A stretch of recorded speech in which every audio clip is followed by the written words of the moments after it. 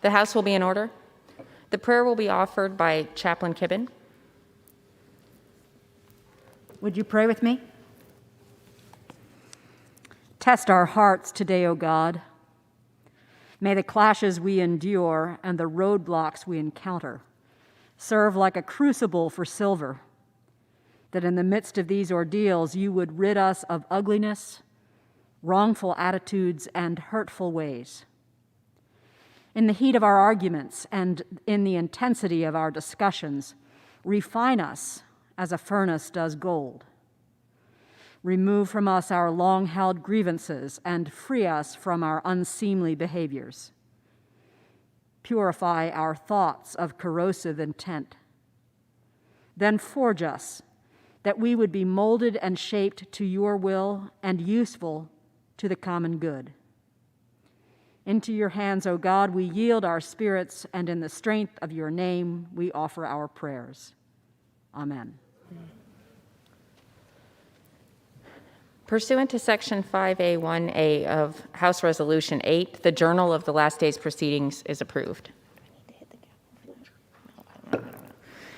The Pledge of Allegiance will be led by the gentleman from North Carolina, Mr. Murphy. I pledge allegiance to the flag of the United States of America and to the republic for which it stands, one nation, under God, indivisible, with liberty and justice for all.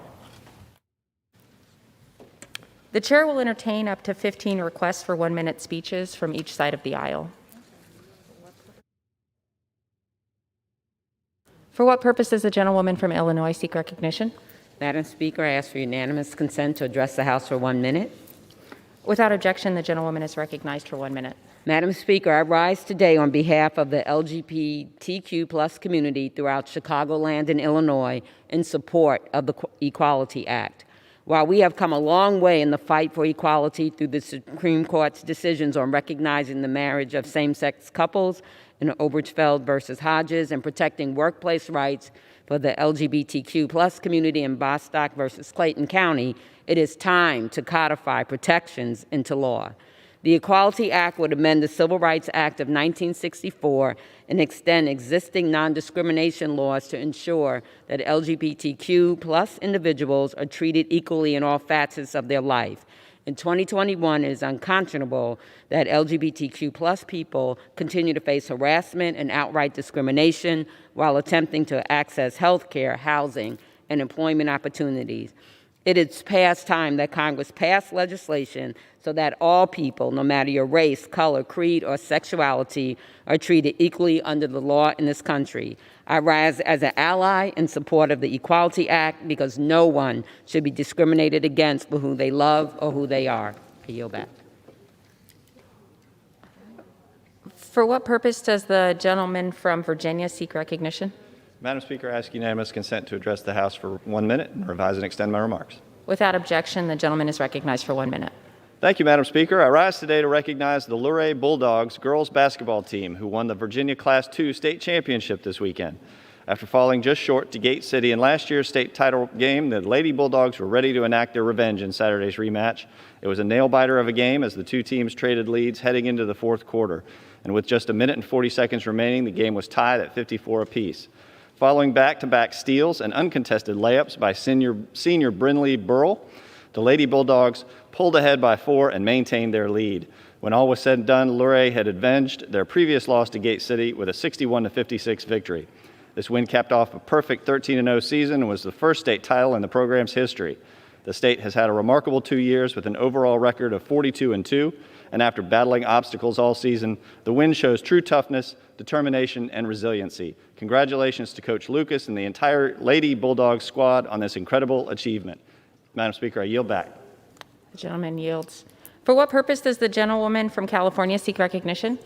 Madam Speaker, I ask unanimous consent to address the House for 1 minute. Without objection, the gentlewoman is recognized for 1 minute. Thank you, Madam Speaker. Madam Speaker, all across the country, including my home district in Ventura County in California, Americans continue to feel the overwhelming burden of the ongoing COVID-19 pandemic. I regularly hear from small businesses fighting to keep their doors open, from parents struggling to put food on the table after losing their jobs, and from people who live in fear of being evicted from their homes. It is imperative that we invest in our communities and help our neighbors now.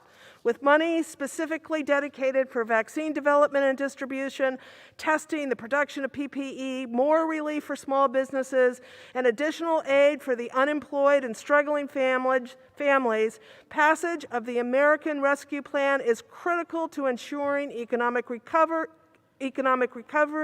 getting our kids back to school, providing relief to small businesses, and most importantly, saving lives. My Republican colleagues went big when it came to massive corporate tax cuts. It would be incomprehensible that we nickel and dime working families and small businesses during the worst pandemic in over a century. I yield back.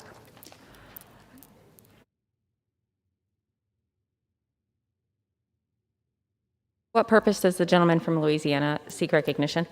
Madam Speaker, I ask unanimous consent to address the House for 1 minute and revise and extend my remarks. Without objection, the gentleman is recognized for 1 minute. Madam Speaker, I rise today in opposition to the legislation we're scheduled to consider on the floor tomorrow, the so-called American Rescue Plan. The sad truth, Madam Speaker, is that this bill does very little to address the real issues impacting communities across the country. Instead, the majority has elected to weaponize the reconciliation process to push through a Democrat wish list of what are frankly left-wing policies. Only 9% of this bill actually goes to combating COVID, but Democrats have found the wisdom to insert $510 billion to bail out poorly run blue states, $470 billion plus for policies that we know will kill jobs, $100 million earmarked for a rail project in the Speaker's district, a $1.5 million earmarked for a bridge to Canada for the Senate Majority Leader. All the while, there's still $1 trillion in unspent funds from previous COVID packages. Madam Speaker, these are just a few of the many deep flaws in the Democrat COVID bill, and I'm grateful so many of my colleagues are coming forward to help highlight the shortcomings of this bill and how we should move forward to best serve the American people. I urge everyone to oppose this monstrosity, and I yield back. For what purpose does the gentleman from Pennsylvania seek recognition? Madam Speaker, I seek unanimous consent to address this House for 1 minute. Without objection, the gentleman is recognized for 1 minute. Thank you, Madam Speaker. In December, this House passed a COVID-19 relief compromise, during which time we pledged to the American people that we would do more. Now is the time for us to deliver on that promise. The American Rescue Plan is that promise delivered. It is something that enables us to put people back to work, put kids back in schools, to put $1,400 checks in people's hands, the people who are struggling to keep body and soul together, to make ends meet, the people who really need this money. No American economist of repute disagrees that this kind of relief is necessary. Now is the time for us to do it. Let's come together and enact the American Rescue Plan. I yield back. The gentleman yields. For what purpose does the gentleman from North Carolina seek recognition? Madam Speaker, I rise to ask unanimous consent to address the House for up to 1 minute. Without objection, the gentleman is recognized for 1 minute. Madam Speaker, ever since President Biden has taken office, he has been laser focused on overturning every great initiative from the previous administration, regardless of how good it was for the American people. Today, I want to shed light on President Biden's tragic reversal of Operation Talon. Operation Talon was a program run by the U.S. Immigration and Custom Enforcement to capture illegal alien sex offenders in America and deport them. Sex offenders commit some of the most unspeakable and despicable crimes imaginable.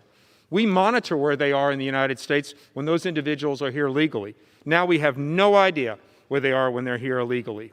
Biden's misguided reversal threatens the physical and mental health of American children and their families. Even setting aside the debate about illegal immigration, we should all be able to agree that sex offenders who are in this country illegally should be deported. Of all things that are common sense and bipartisan, we should agree that sex offenders are criminals and are a risk to our citizens. To not deport these individuals just because the present administration wants to erase the last administration is unconscionable. I strongly urge President Biden's reversal of Operation Talon and urge him to reinstate it immediately. Thank you, and I yield back. For what purpose does the gentlewoman from Pennsylvania seek recognition? Madam Speaker, I ask unanimous consent to address the House for 1 minute and to revise and extend my remarks. Without objection, the gentlewoman is recognized for 1 minute. Thank you, Madam Speaker. I rise today to remember a community leader, a constituent, and a friend, Ms. Valerie Ward, who passed away January the 6th at the age of 80. Ms. Ward devoted her life in service to others as president of the Willow Grove branch NAACP and as an Abington PAL board member. Val had the heart of a teacher, spending her time mentoring younger generations well into her own retirement. Clipboard in hand, Val could be found most weekends spearheading community events, always leading by example. Val was a woman of great faith, leading several ministries at her beloved New Bethel AME. As a life member of Alpha Kappa Alpha sorority, she was proud to share her sisterhood with Vice President Kamala Harris. She was known for her direct, no-nonsense approach and her dry sense of humor, warm smile, and infectious laugh.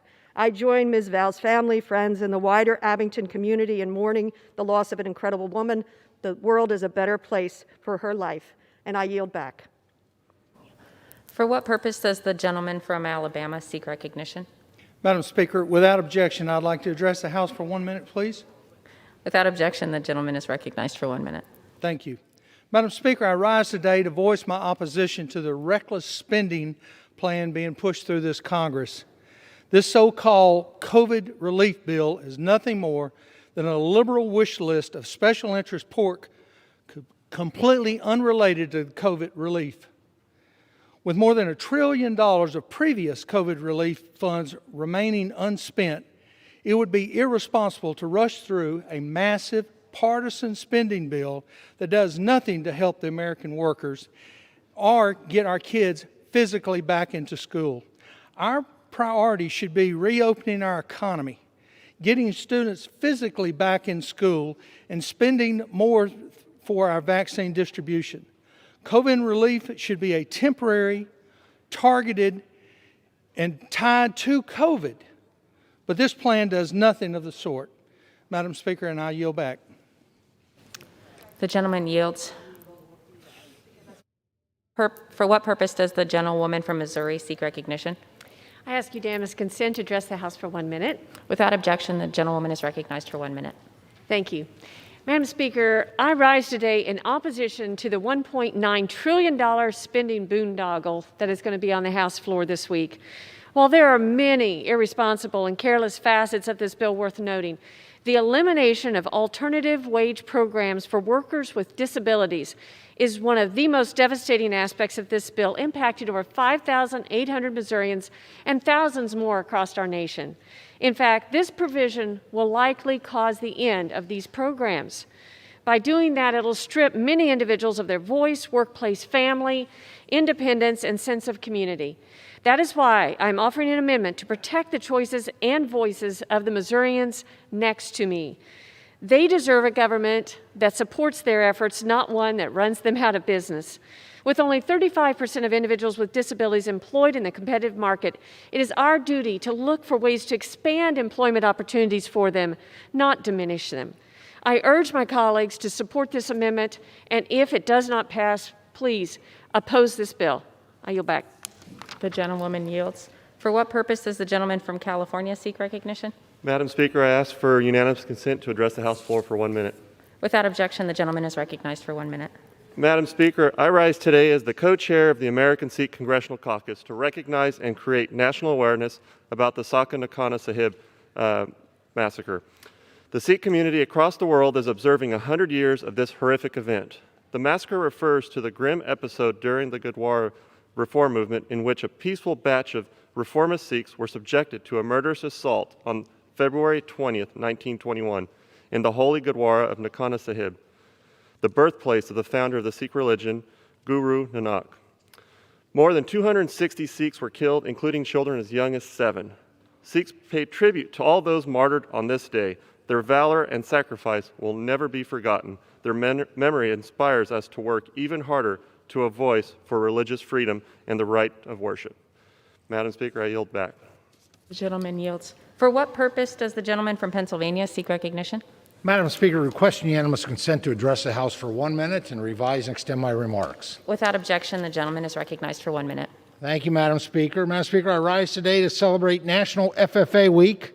FFA is a national leader in agricultural education, inspiring our nation's young people to pursue careers that help support a robust rural economy.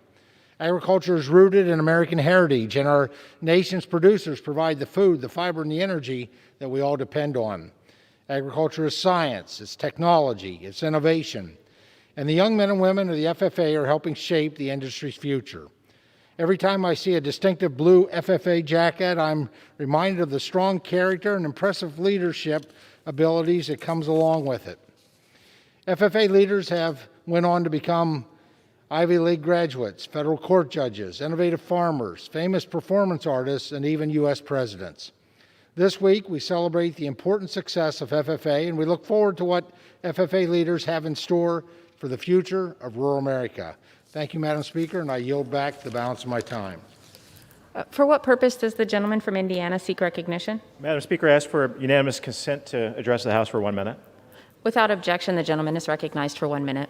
Thank you, Madam Speaker. I rise today to pay tribute to Kathy Green, a member of my staff and a trailblazer in the field of constituent services. Kathy will be retiring next week after 13 years of service to Northeast Indiana and the Congressional Office of the 3rd District.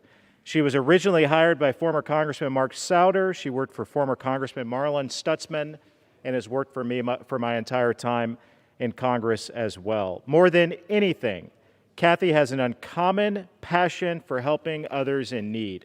And that passion was perhaps most evident during the initial outbreak of the coronavirus last year. She made hundreds of phone calls every week to help those who needed it most during a very difficult time. And that's what she did for 13 years. And today I want to pay tribute to her for her distinguished career and service to our district. Thank you, Kathy Green. With that, Madam Speaker, I yield back. The gentleman yields. For what purpose does the gentlewoman from Ohio seek recognition? I ask unanimous consent to address the House for 1 minute.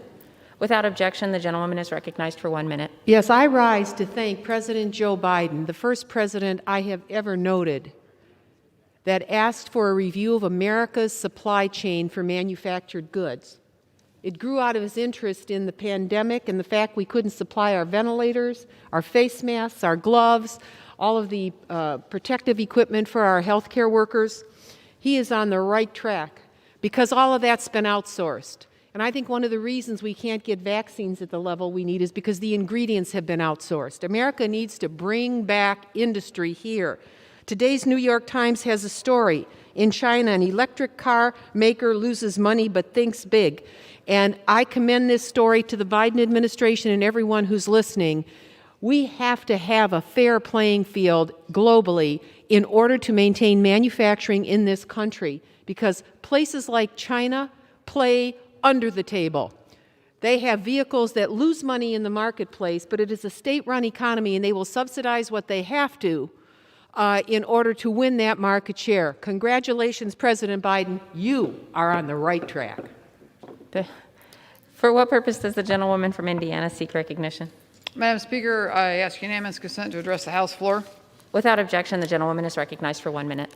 Thank you, Madam Speaker. I rise today in opposition to a massive spending bill filled with payoffs to progressives. We should be focused on defeating COVID, getting Americans back to work, and helping small business recover. Instead, House Democrats are tossing bipartisanship aside to ram through a one-sided $1.9 trillion bill. We need a full accounting of the $1 trillion in existing COVID relief that hasn't even been spent before asking taxpayers to foot the bill for trillions more. And this isn't even emergency relief. Less than 10% is for actual fighting COVID. The rest will only make it harder for small business to recover, hire workers, and rebuild our economy. On top of that, it's a massive bailout for fiscally irresponsible cities and states. Put simply, Hoosiers should not have to pay for the bad decisions of progressives in California. This is not the unity President Biden called for. It's not the bipartisanship Americans expect. It's certainly not the targeted COVID relief our country needs. Thank you, Madam Speaker, and I yield back. The gentlewoman. Does the gentleman from Tennessee seek recognition?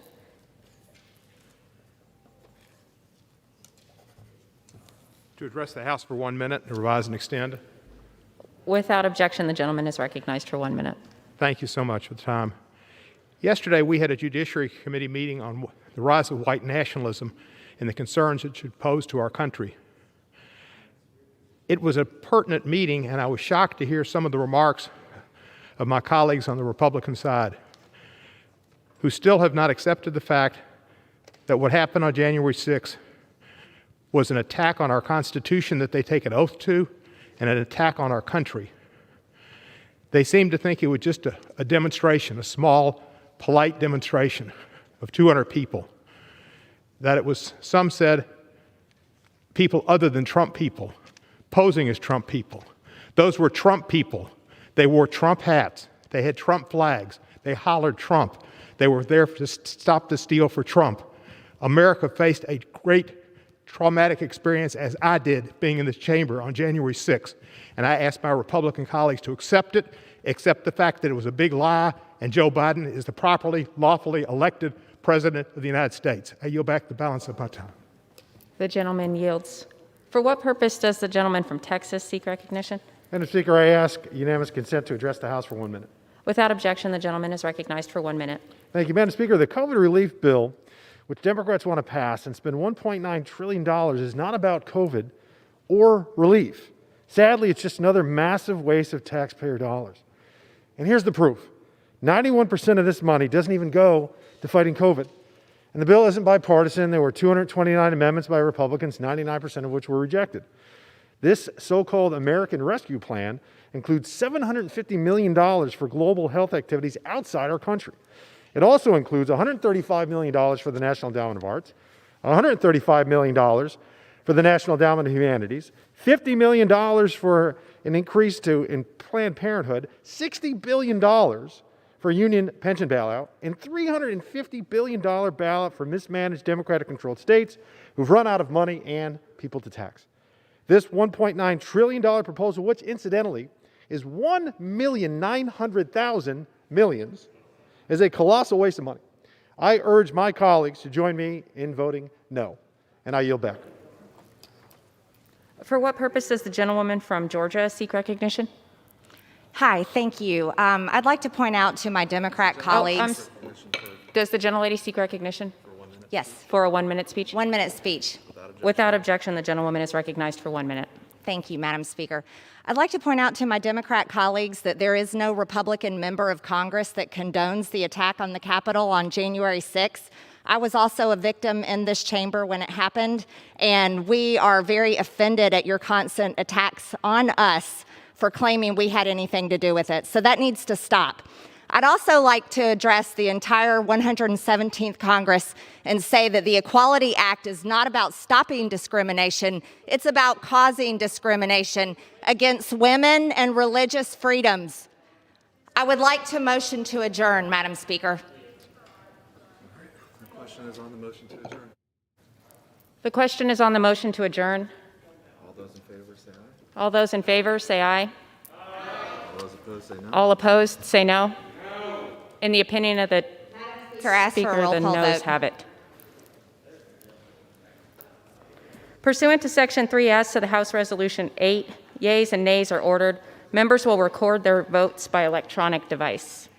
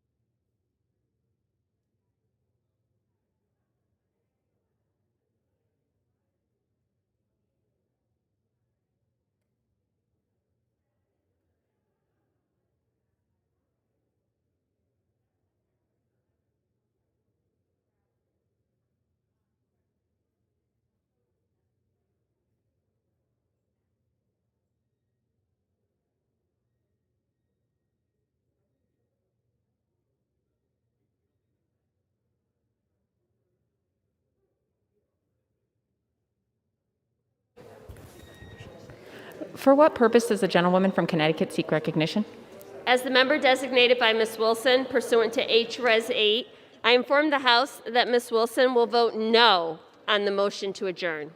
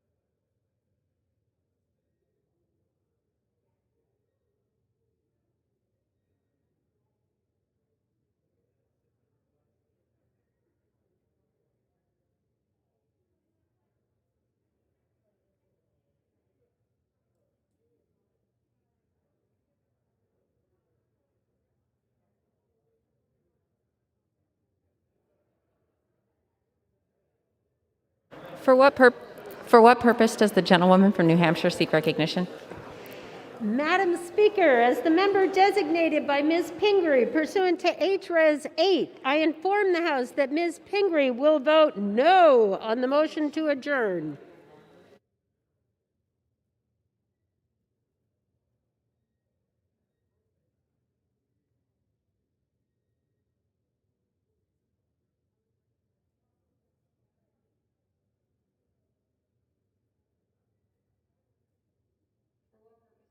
Men from Arizona seek recognition.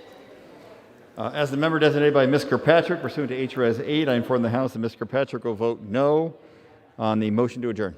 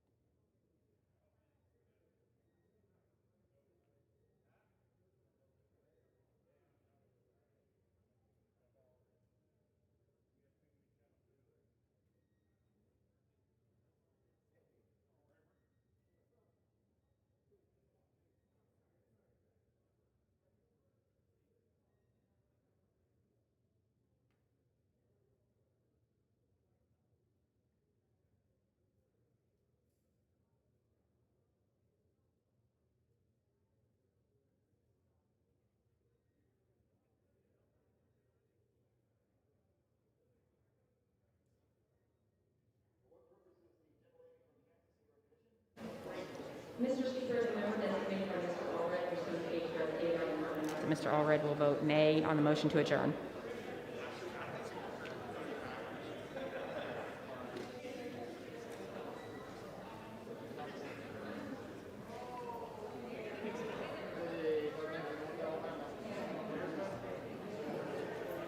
What purpose does the gentleman from California seek recognition? For what purpose does the gentleman from California seek recognition? Mr. Speaker, as the member designated by Mr. Ruiz pursuant to House Resolution 8, I inform the House that Mr. Ruiz will vote no on the motion to adjourn.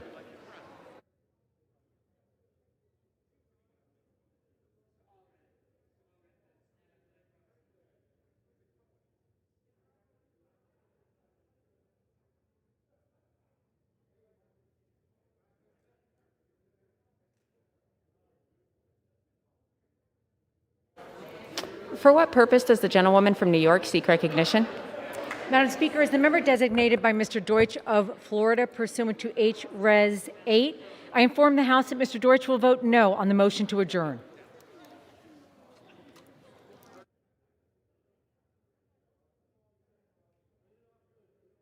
Does the Can you hear me? For what purpose does the gentleman from Florida seek recognition? It's not working. Okay. For what purpose does the gentleman from Florida seek recognition? Madam Speaker, as the member designated by Mr. Buchanan of Florida pursuant to House Resolution 8, I inform the House that Mr. Buchanan will vote yea on the motion to adjourn. California?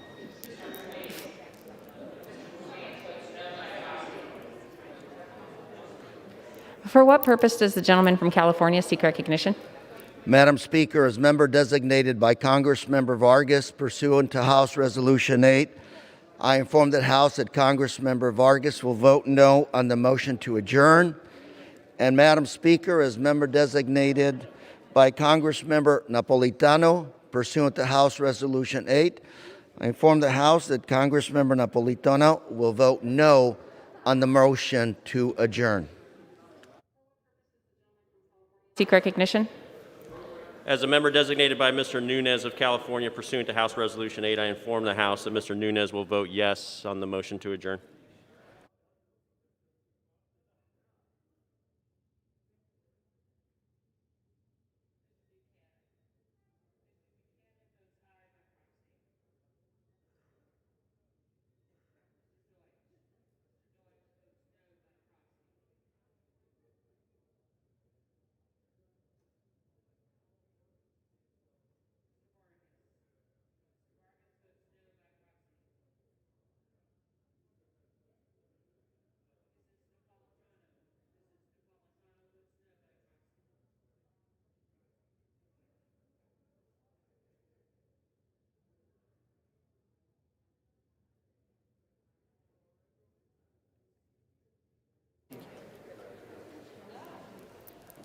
For what purpose does the gentleman from Connecticut seek recognition? Thank you, Madam Speaker. Madam Speaker, as the member designated by Mr. Himes of Connecticut, pursuant to House Resolution 8, I inform the House that Mr. Himes will vote no on the motion to adjourn.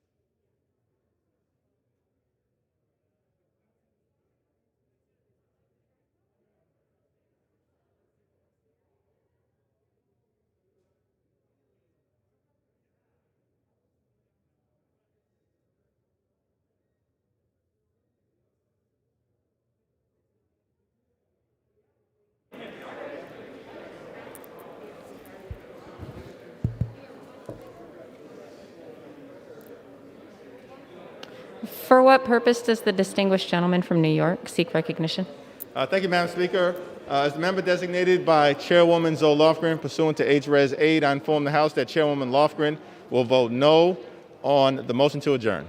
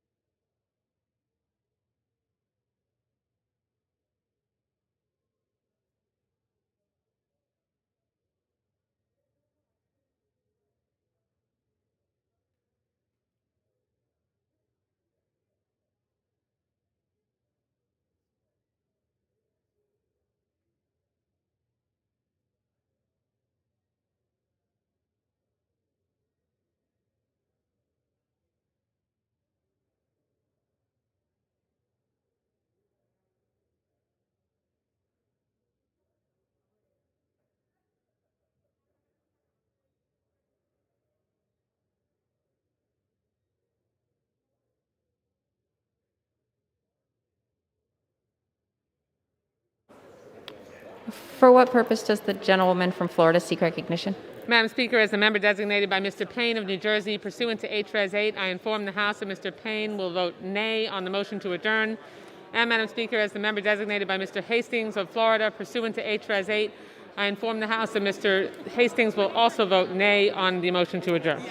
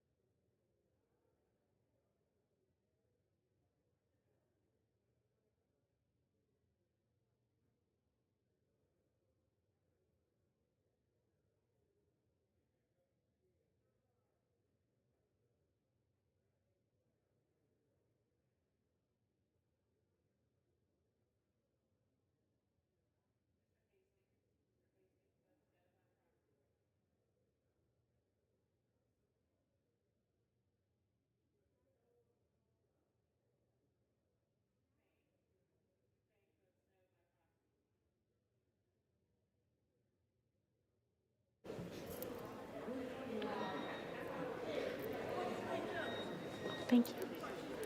For what purpose does the gentlewoman from Illinois seek recognition?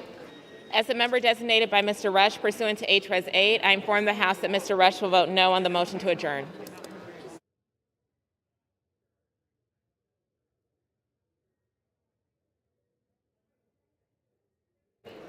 For what purpose does the gentleman from California seek recognition? As the member designated by Mr. Cardenas pursuant to H-Res 8, I inform the House that Mr. Cardenas will vote no on the motion to adjourn. as the member designated by Mr. Vicente Gonzalez pursuant to H-Res 8, I inform the House that Mr. Vicente Gonzalez will vote no on the motion to adjourn.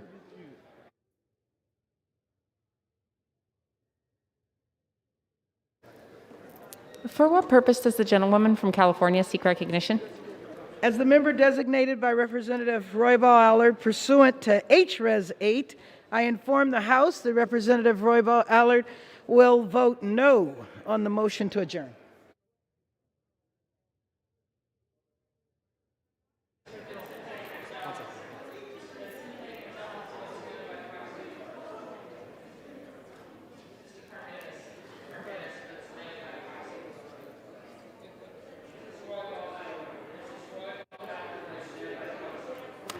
For what purpose does the gentleman from Pennsylvania seek recognition?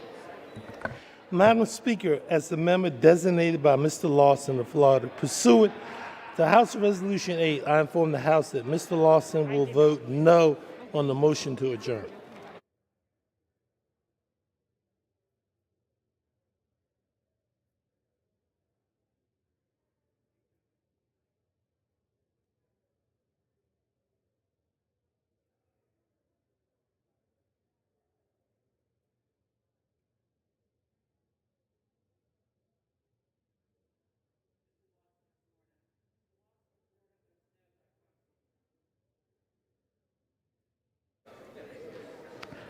For what purpose does the gentleman from Illinois seek recognition?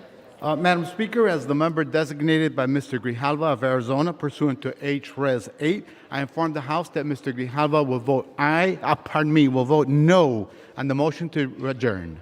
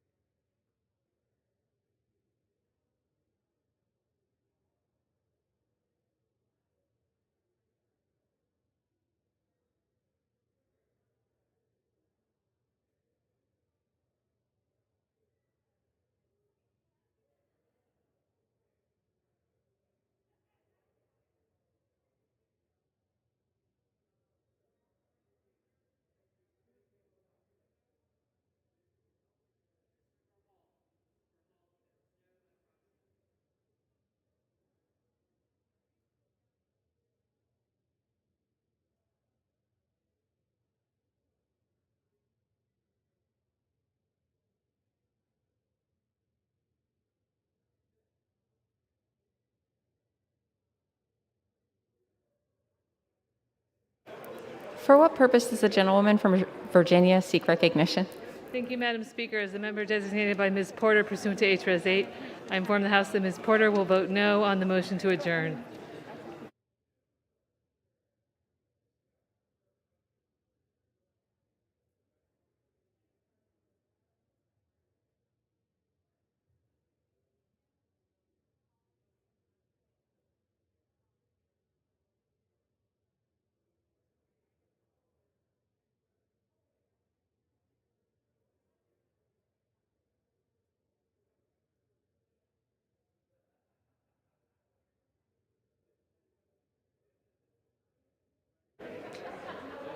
For what purpose? For what purpose does the gentleman from Massachusetts seek recognition? Good afternoon, Madam Speaker. As the member designated by the Honorable Mr. James Langevin of Rhode Island and pursuant to House Resolution 8, I'd like to inform the House that Mr. Langevin will vote no on the motion to adjourn. Thank you.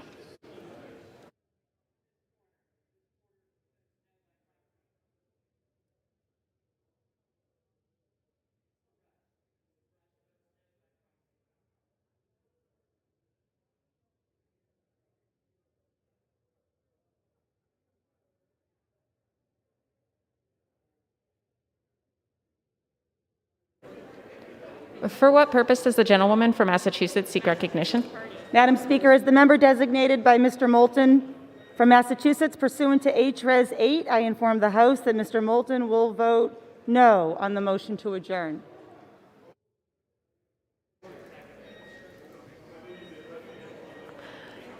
For what purpose does the gentlewoman from Massachusetts seek recognition? Madam Speaker, as the member designated by Mr. Bowman pursuant to H-Res 8, I inform the House that Mr. Bowman will vote no on the motion to adjourn. As the member designated by Ms. Meng pursuant to H-Res 8, I inform the House that Ms. Meng will vote no on the motion to adjourn. And as the member designated by Ms. Frankel pursuant to H-Res 8, I inform the House that Ms. Frankel will vote no on the motion to adjourn. For what purpose does the gentlewoman from Missouri seek recognition? Madam Speaker, as members designated by Mr. Paul Gosar of Arizona pursuant to H-Res 8, I inform the House that Mr. Gosar will vote aye on the motion to adjourn. I yield back.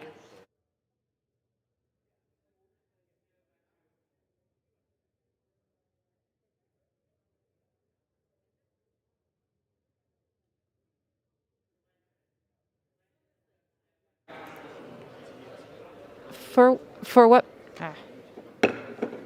what purpose does the gentleman from North Carolina seek recognition? As a member designated by Mr. Cawthorn, pursuant of North Carolina, pursuant to House Res 8, I inform the House that Mr. Cawthorn will vote aye on the motion to adjourn.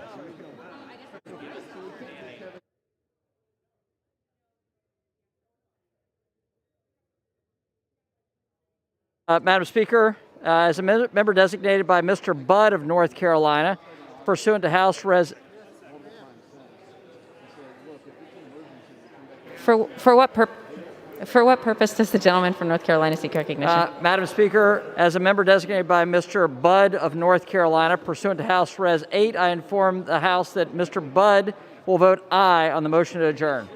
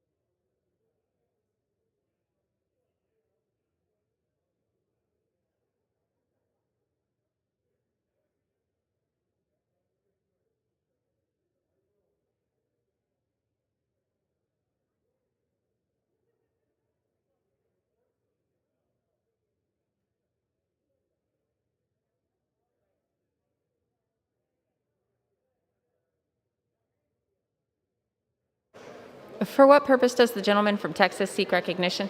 Madam Speaker, as a member designated by Mr. Carter, great state of Texas, pursuant to House Resolution 8, I inform the House that Mr. Carter will vote yes on the motion to adjourn.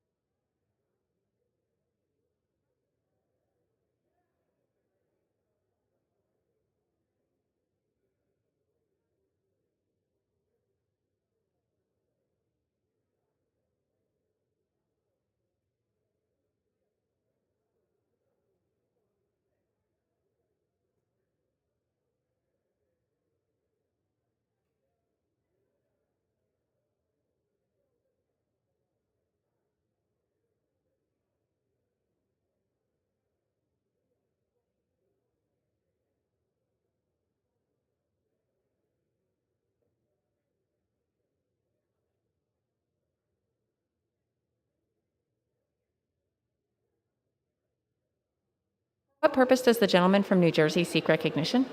Madam Speaker, as the member designated by Ms. Bonnie Watson Coleman pursuant to H-Res 8, I inform the House that Ms. Watson Coleman will vote no on the motion to adjourn.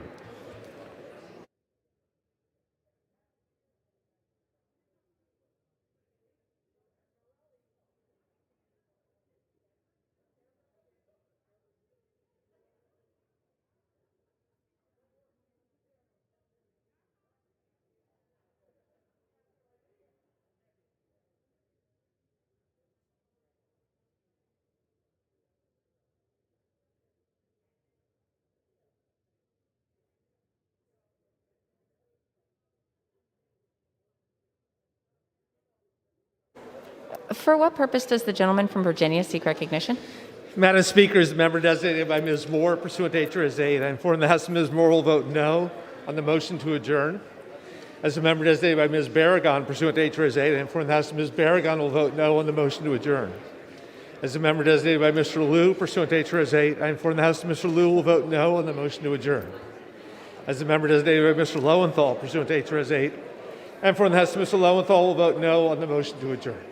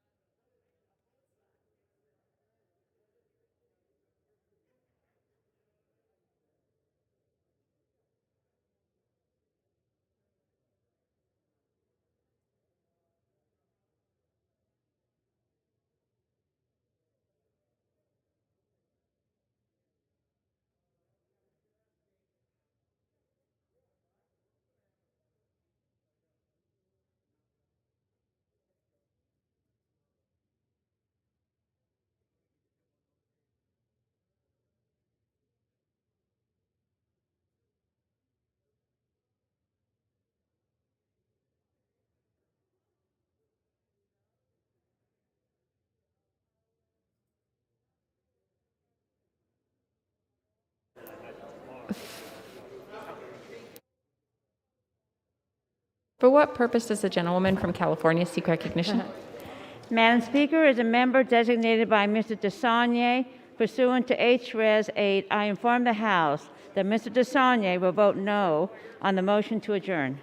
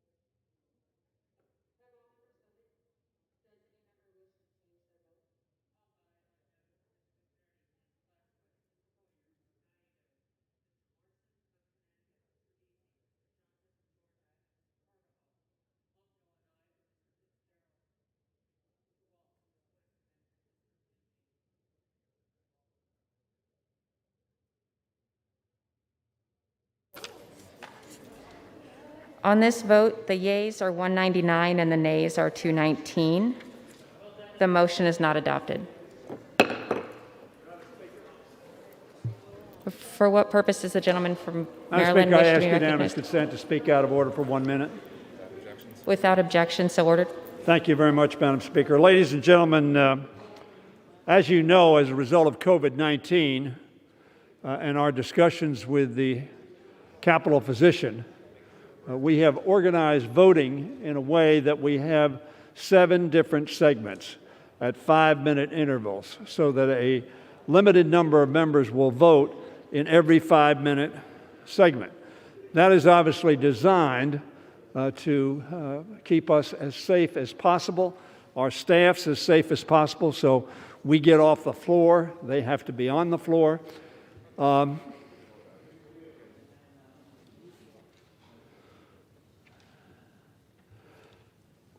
This vote that we just had was about an hour and 5 minutes. Obviously, if you take 7 segments at 5 minutes a segment, that's 35 minutes. We have added another 5 minutes sort of for people who missed their segment, which would be 40 minutes. We are starting to average 20, 25, 30, 35 minutes beyond that 40 minutes. Therefore, I wanted to announce to every member that I will be recommending that we close votes 45 minutes after they start. Bang. Now, I would tell my side, which probably has this responsibility more than the other side because we use proxies more than you do, that if you hold a proxy, not only do you have a responsibility to yourself to vote in a timely fashion, but if you miss the vote, acting in a fiduciary capacity for another member who can't be here because of health-related issues and you do not vote, that will not be a happy situation. So I want you to know I'm going to be talking to the Speaker, and I've already talked to her, that 45 minutes after that first bell rings, I want the gavel to come down. And hopefully we will all recognize when the bell rings that we have to vote in the next 45 minutes. Now that cannot be a real burden on anybody. Cannot. It is simply that we look to see how many people have voted. Oh, well, there are 20 people out, so I don't have to worry. And that is after we've gone by the 40 minutes. So, Madam Speaker, I just want to, and we're going to send out a notice on this as well. I want to confirm with the Speaker, but I know that having talked to the Speaker numerous times about this issue, that she shares my view that if we're going to run this institution with respect to one another, Don Young didn't come on this vote. Don Young is the famous call it on time. So that I want every member to understand this is not to penalize anybody. It is, however, to try to run this institution in a way that members' time, which is valuable, is respected. And we simply don't waste it waiting around for 1 or 2 or 5 or 6 other people to come. And I do not cast aspersions. Sometimes it's hard to get here on time, particularly if you've done something in some other place. So, Madam Speaker, I appreciate the time. I will be talking to the Speaker, and I will notify everybody when that's going to be implemented. It may be implemented as soon as today, and we will be sending out a notice. And I thank, ladies and gentlemen, and by the way, everybody I've talked to agrees with this. I yield back. Gentleman yields. For what purpose does the gentleman from New York, Mr. Nadler, seek recognition? Madam Speaker, pursuant to House Resolution 147, I call up H.R. 5, the Equality Act, and I ask for its immediate consideration. The clerk will report the title of the bill. H.R. 5, a bill to prohibit discrimination on the basis of sex, gender identity, and sexual orientation, and for other purposes. Pursuant to House Resolution 147, the bill is considered read. The bill shall be debatable for 90 minutes, equally divided and controlled by the chair and ranking minority member of the Committee on the Judiciary. The gentleman from New York, Mr. Nadler, and the gentleman from Ohio, Mr. Jordan, will each control 45 minutes. The chair recognizes the gentleman from New York, Mr. Nadler. Madam Speaker, I ask unanimous consent that all members may have 5 legislative days in which to revise and extend their remarks and insert extraneous material on H.R. 5. Without objection. Thank you. Madam Speaker, I yield myself 3 minutes. The gentleman is recognized. Madam Speaker, I rise today in strong support of H.R. 5, the Equality Act, which amends the Civil Rights Act of 1964 and other core civil rights statutes to explicitly prohibit discrimination on the basis of sexual orientation and gender identity. The bill would also strengthen non-discrimination protections for women and others. In short, this long overdue legislation will provide millions of LGBTQ Americans explicit protections from being denied medical care, fired from their jobs, or thrown out of their homes simply because of who they are. Much of the history of the United States has been about expanding the definition of who is understood to be included when the Declaration of Independence says all men are created equal. When these words were first written, that phrase did not include Black and Latino men, it did not include Native Americans, it did not include women, and it did not include LGBTQ individuals. Once again, we have an opportunity to continue our march toward justice, to enshrine in our nation's laws protections for marginalized communities, to ensure that everyone can fully participate in key areas of life, and to provide them recourse in the face of discrimination.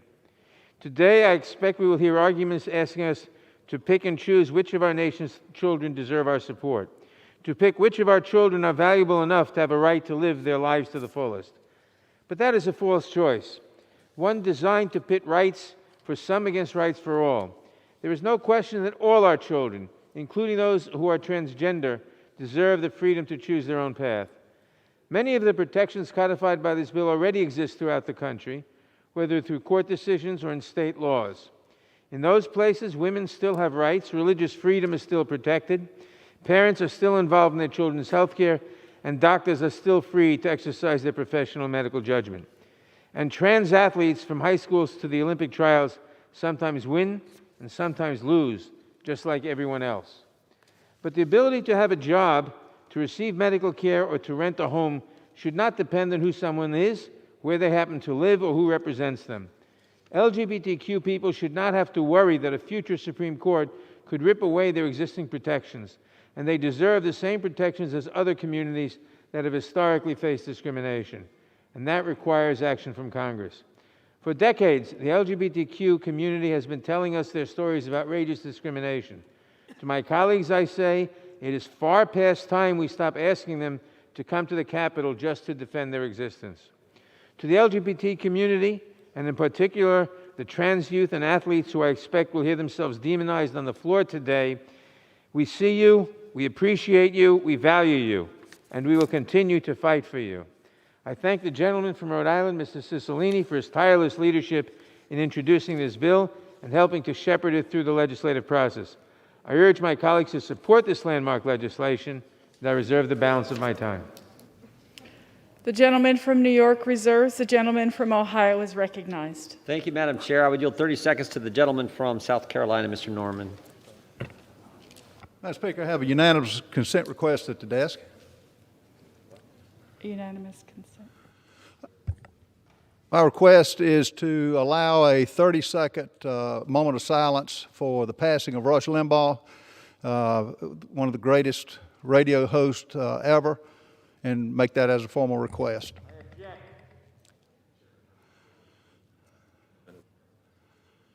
The chair cannot entertain the gentleman's request, but the chair can recognize the gentleman's debate time. Madam Speaker, may I request a point of personal privilege? It's not available at this time. The gentleman has been recognized for debate. The gentleman has been recognized for debate, and a point of personal privilege is not recognized at this time.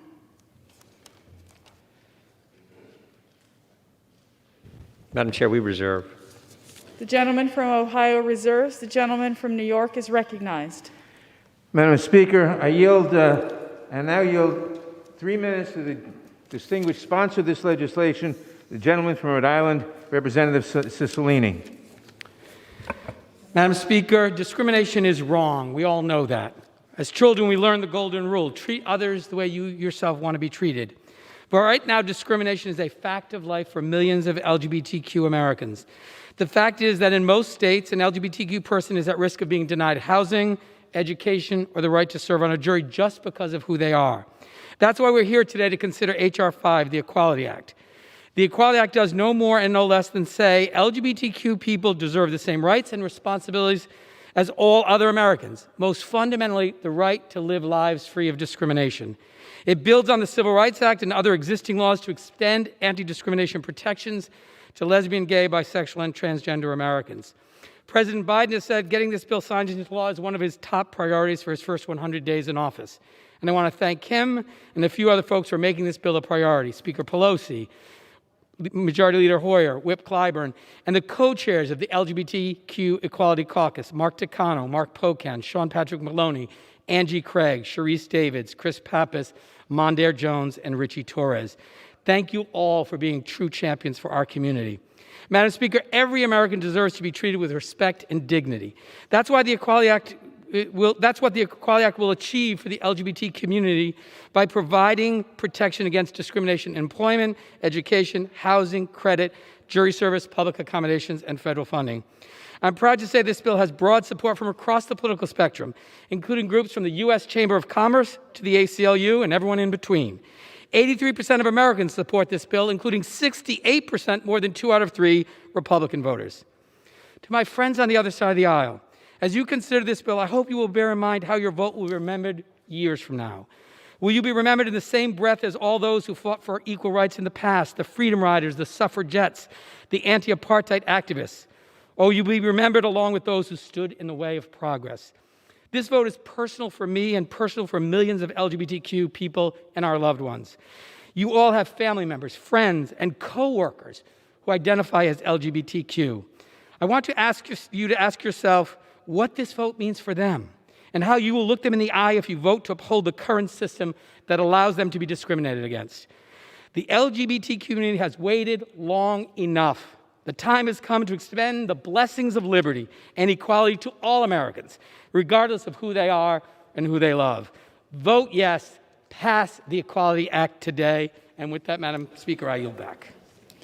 The gentleman from New York reserves. The gentleman from Ohio is recognized. Thank you, Madam Chair. I yield 3 minutes to the gentlelady from Indiana, Ms. Sparks. Thank you, Madam Speaker. I rise today in opposition to H.R. 5, so-called Equality Act. Unfortunately, this is another bill which didn't go through the committee process or real debate. The Judiciary Committee should have had an opportunity to consider H.R. 5 in a legislative hearing. Sadly, this is the first time we're debating just hours before it's set to receive a vote, with no ability to propose any amendments. I'm not sure why we even bother to have committees if we're passing significant legislation without them. I would just like to highlight 3 major concerns. Concern number 1, broad scope. And I agree with a gentleman from New York. There are some protections already exist. And last year, the issue of possible employment discrimination of gay and transgender individuals was addressed by the Supreme Court in an opinion writing by Justice Gorsuch. But this bill has very sweeping changes with potential major adverse implications for religious freedoms and women's rights and safety. Concern number 2, broad and ambiguous definition of gender identity. This language have unintended consequences and be taken advantage of by criminals or sexual predators.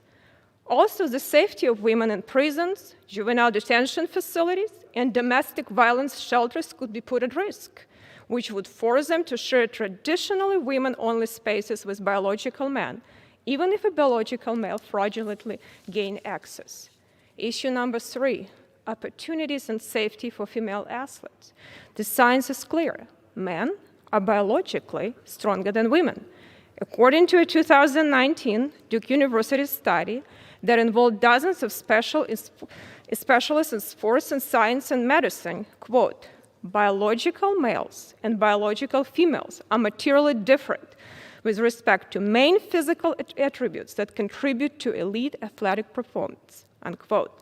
The Women's Sport Policy Working Group, a group of champion female athletes and academics, has stated that even when height, size, weight are equal, males are incrementally stronger and generate more explosive force, so that if males and females are forced to compete against each other, the physical safety of females is definitely at risk.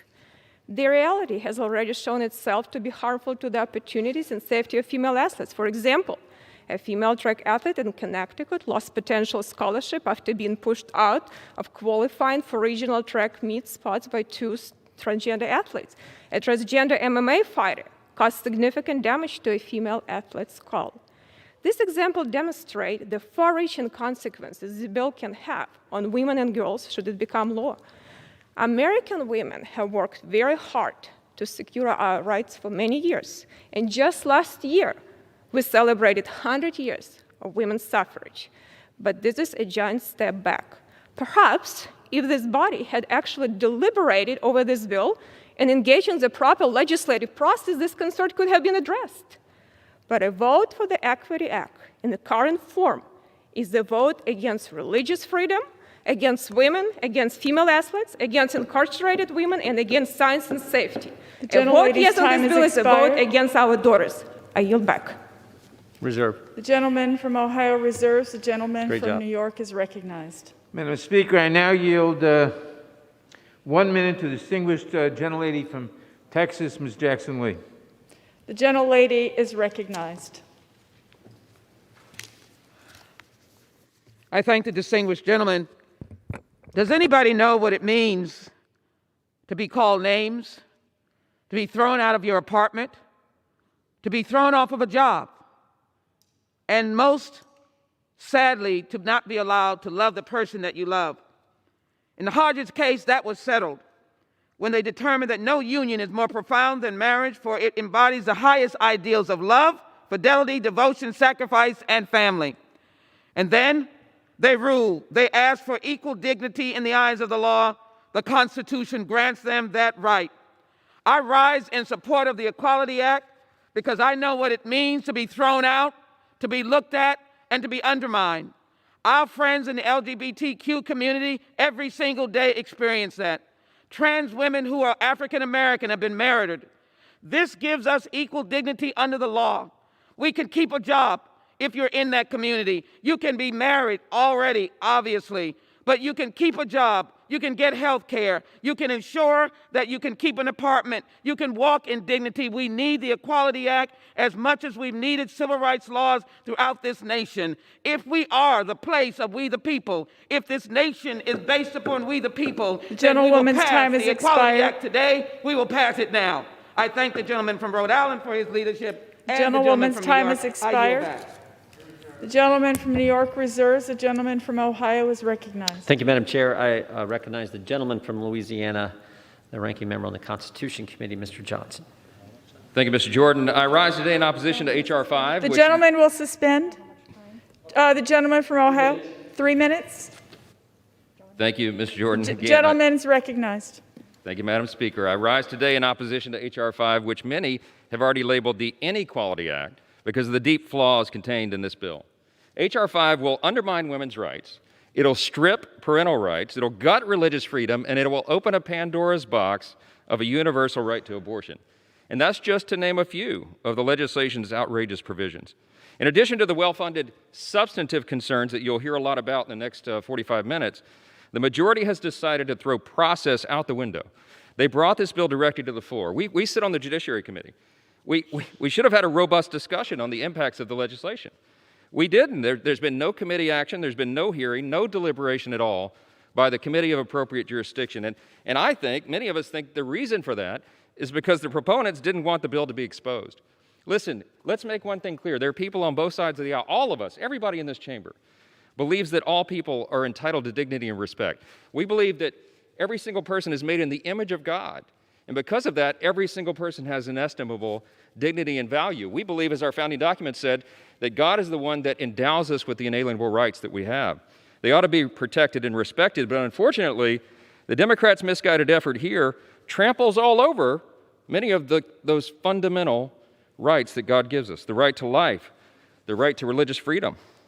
While it's true that H.R. 5 does not include the words abortion, our colleagues keep reminding us of that, it does reference pregnancy and, quote, related medical conditions as areas of protection against discrimination. Everybody knows that that historically leads to the inclusion of abortion. We're opening a door here for the rampant taxpayer funding of abortions on demand, in addition to the myriad number of conscience protections that exist for businesses and medical professionals. You'll hear a lot about that today as well. It's telling that the text of the bill also directly undermines the Religious Freedom Restoration Act. Let's remember, RFRA was widely supported on both sides of the aisle, signed into law by President Clinton in 1993. RFRA's lead Democrat sponsor was our colleague, Representative Nadler. It passed the House by unanimous consent and the Senate by a vote of 97-3. But now, the Equality Act, or the Inequality Act, explicitly undercuts RFRA by negating its application to the underlying legislation. In other words, those protections won't apply anymore. This is unprecedented. It's dangerous. It's an attack on our first freedom, the first freedom listed in the Bill of Rights, religious liberty. This is something that our faith communities are deeply concerned about, and all of us are as individuals. Look, I have to save time for my colleagues, and I'll just conclude by saying this bill is a severe blow to women's rights, to people of faith, to every parent, every student, every medical professional, and so many more. Because we believe in the dignity and value of every person, we have to oppose this dangerous, un-American legislation. I pray that we will. I yield back. Gentleman from Ohio reserves. The gentleman from New York is recognized. Madam Speaker, I now yield 1 minute to the gentleman from Tennessee, Mr. Cohen. The gentleman from Tennessee is recognized. Thank you, Madam Speaker. I stand in support of this legislation. I've stood in support of this right for over 25 years. When I was a Tennessee state senator, I was the only member of the state Senate to vote against a constitutional ban on gay marriage. It was a legal pejorative that all people should have, a civil right, to be treated equally and to be given due process of the law. And they should have that today, and that's what this bill stands for. This is a continuing battle that my friend Julian Bond said was a fight for fairness, justice, and equality against injustice and bigotry.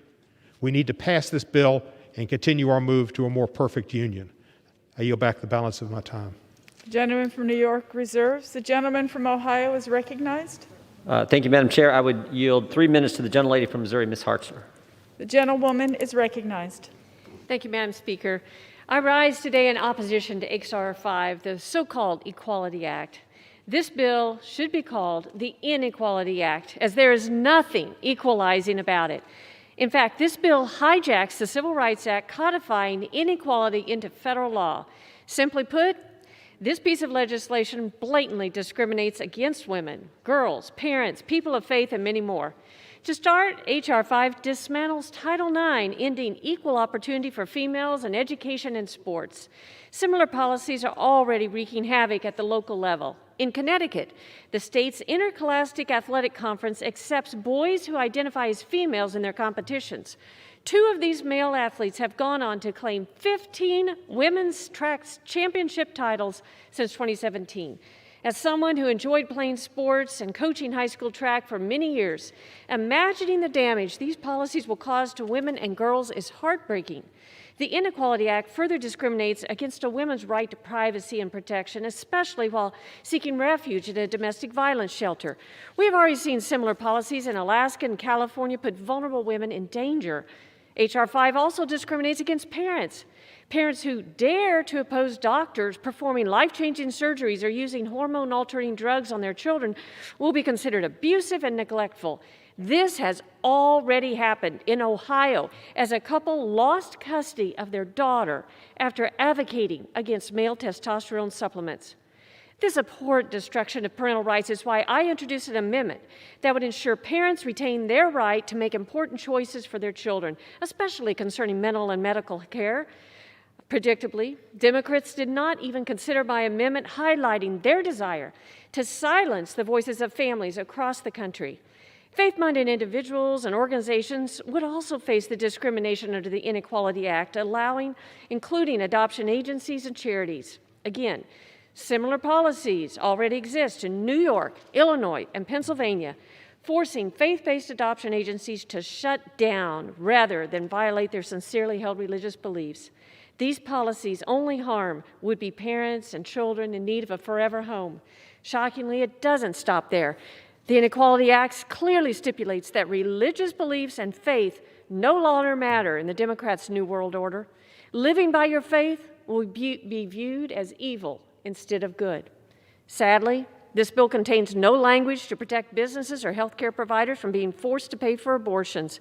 It also may require healthcare providers to facilitate abortion services. The biggest impact? Hundreds of thousands more innocent unborn children will tragically perish from abortion, with Americans footing the bill. This grossly misnamed bill punishes everyday citizens, silences free speech, and instills discrimination. I urge my colleagues to vote no. Thank you. I yield back. The gentleman from Ohio reserves. The gentleman from New York is recognized. Madam Speaker, this bill does not affect Title IX and consequently religious freedom at all. And I now yield 1 minute to the distinguished gentlelady from Texas, Ms. Garcia. Gentlelady is recognized. Madam Speaker, as a woman, as a feminist, as someone who lettered in basketball and truly believes in women's sports, this is the Equality Act. Any misrepresentation by some speakers today is just totally unfounded. While we've made much progress in recent years, the reality is that many still face discrimination simply because of who they are and who they love. That means that LGBTQ Americans can be fired, refused housing, or denied services simply because of who they are. I'm a proud original co-sponsor, and I'm also a woman of faith. I know that this Equality Act would help greatly to extend civil rights and civil liberties for the LGBT community, to live out the true meaning of our nation's creed, free from the fear of harassment or discrimination. Updating federal law will provide protections across key areas of life, including employment, housing, and access to public spaces and services. This bill has nothing to do with abortion. Time has expired. Nothing to do with some of the things my colleagues across the aisle have said. Gentlewoman's time has expired. Texas, we'll finally have protections for the LGBTQ Texans. The gentlewoman's time has Speaker, expired. Gentleman from New York reserves. The gentleman from Ohio is recognized. Madam Chair, the Democrats just said that this bill doesn't harm Title IX. They've said it will not hinder women's ability to participate in sports. That's just not true. They say it's not going to make it harder for women to participate in sports. It may not make it harder, but it's sure going to make it more difficult to win. We know that. That's the problem. And if that doesn't undermine the spirit of Title IX, I don't know what does. With that, I would yield 3 minutes to the gentleman from Texas, Mr. Roy. Gentleman from Texas is recognized. I think the gentleman from Ohio is absolutely correct. The assertion that it doesn't impact Title IX is completely false. It directly amends Title IV in the Civil Rights Act. It will have a direct impact on educational institutions and would therefore absolutely impact women's athletics. We all know that. Everybody gets the joke.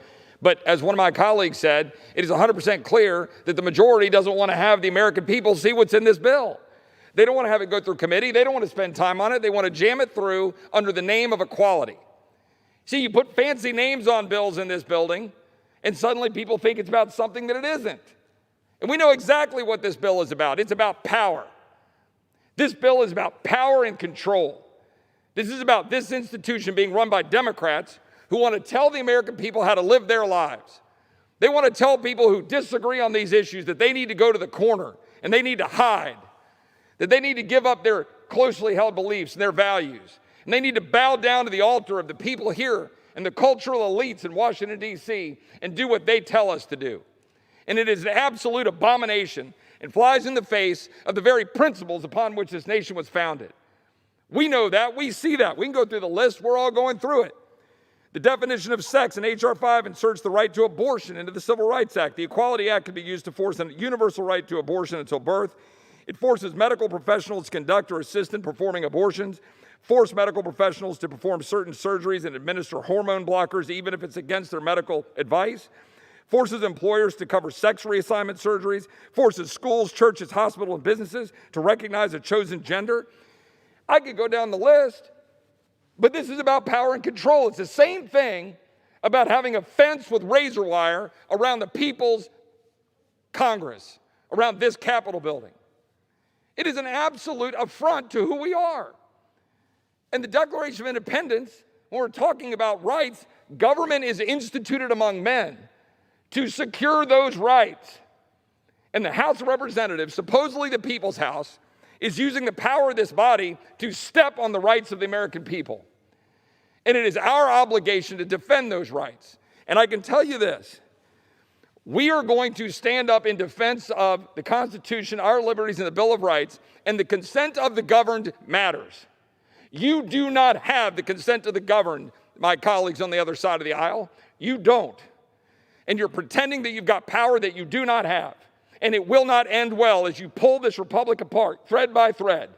And you have to look in the mirror and tell your kids and grandkids that this republic died on your watch. It's not going to, because we're going to stand on the wall. The same wall that our founders stood on, the same wall that those men of the Alamo stood on, and we're going to defend this Constitution in the name of the Declaration of Independence and the Lord that gives us the rights that we protect. I yield back. Members are reminded to direct their remarks to the chair. I remind members to direct their remarks to the chair. The gentleman from Ohio reserves. The gentleman from New York is recognized. Madam Speaker, I ask unanimous consent to insert a number of documents into the record. Without objection. Thank you. And Madam Speaker, I now yield 1 minute to the distinguished gentleman from Arizona, Mr. Stanton. The gentleman from Arizona is recognized. Thank you, Madam Speaker. I rise today in support of the Equality Act. In the fight for LGBTQ plus equality, we have made significant progress. From Stonewall to the Supreme Court, there's no doubt we've come a long way. But the unfortunate truth is that in far too many places, discrimination is still permitted under the law. In public facilities, in education institutions, when applying for jobs, when trying to rent or buy a home, discrimination is still permitted under the law. Many states right now are actively trying to turn back progress or write discriminatory practices into their own laws, especially against our transgender citizens. We can and must do better. In Arizona, in any place in America, everyone deserves equal treatment under the law, no matter who they are, who they love, or how they express themselves. I fervently support the Equality Act because we are a nation that believes all are created equal and that this truth is self-evident. Everyone deserves to be seen, to feel heard, to be welcomed and protected. Thank you. I yield back. The gentleman from New York reserves. The gentleman from Ohio is recognized. Madam Chair, we reserve. The gentleman from Ohio reserves. The gentleman from New York is recognized. Madam Speaker, I now yield 2 minutes to the distinguished gentleman from New York, Mr. Maloney. The gentleman from New York is recognized. Thinking about my kids as I walked onto the floor today, and I have just one question to those who today, with their votes, would seek to perpetuate legal discrimination against millions of American families, including mine. Why are they afraid to just say what they really believe? Why hide behind the ridiculous, embarrassing, easily debunked arguments, falsehoods, fear-mongering about locker rooms and women's sports and religious practices that will never be harmed? Why not just say what they really mean? So I tell you what, Madam Speaker, I'll say it for them.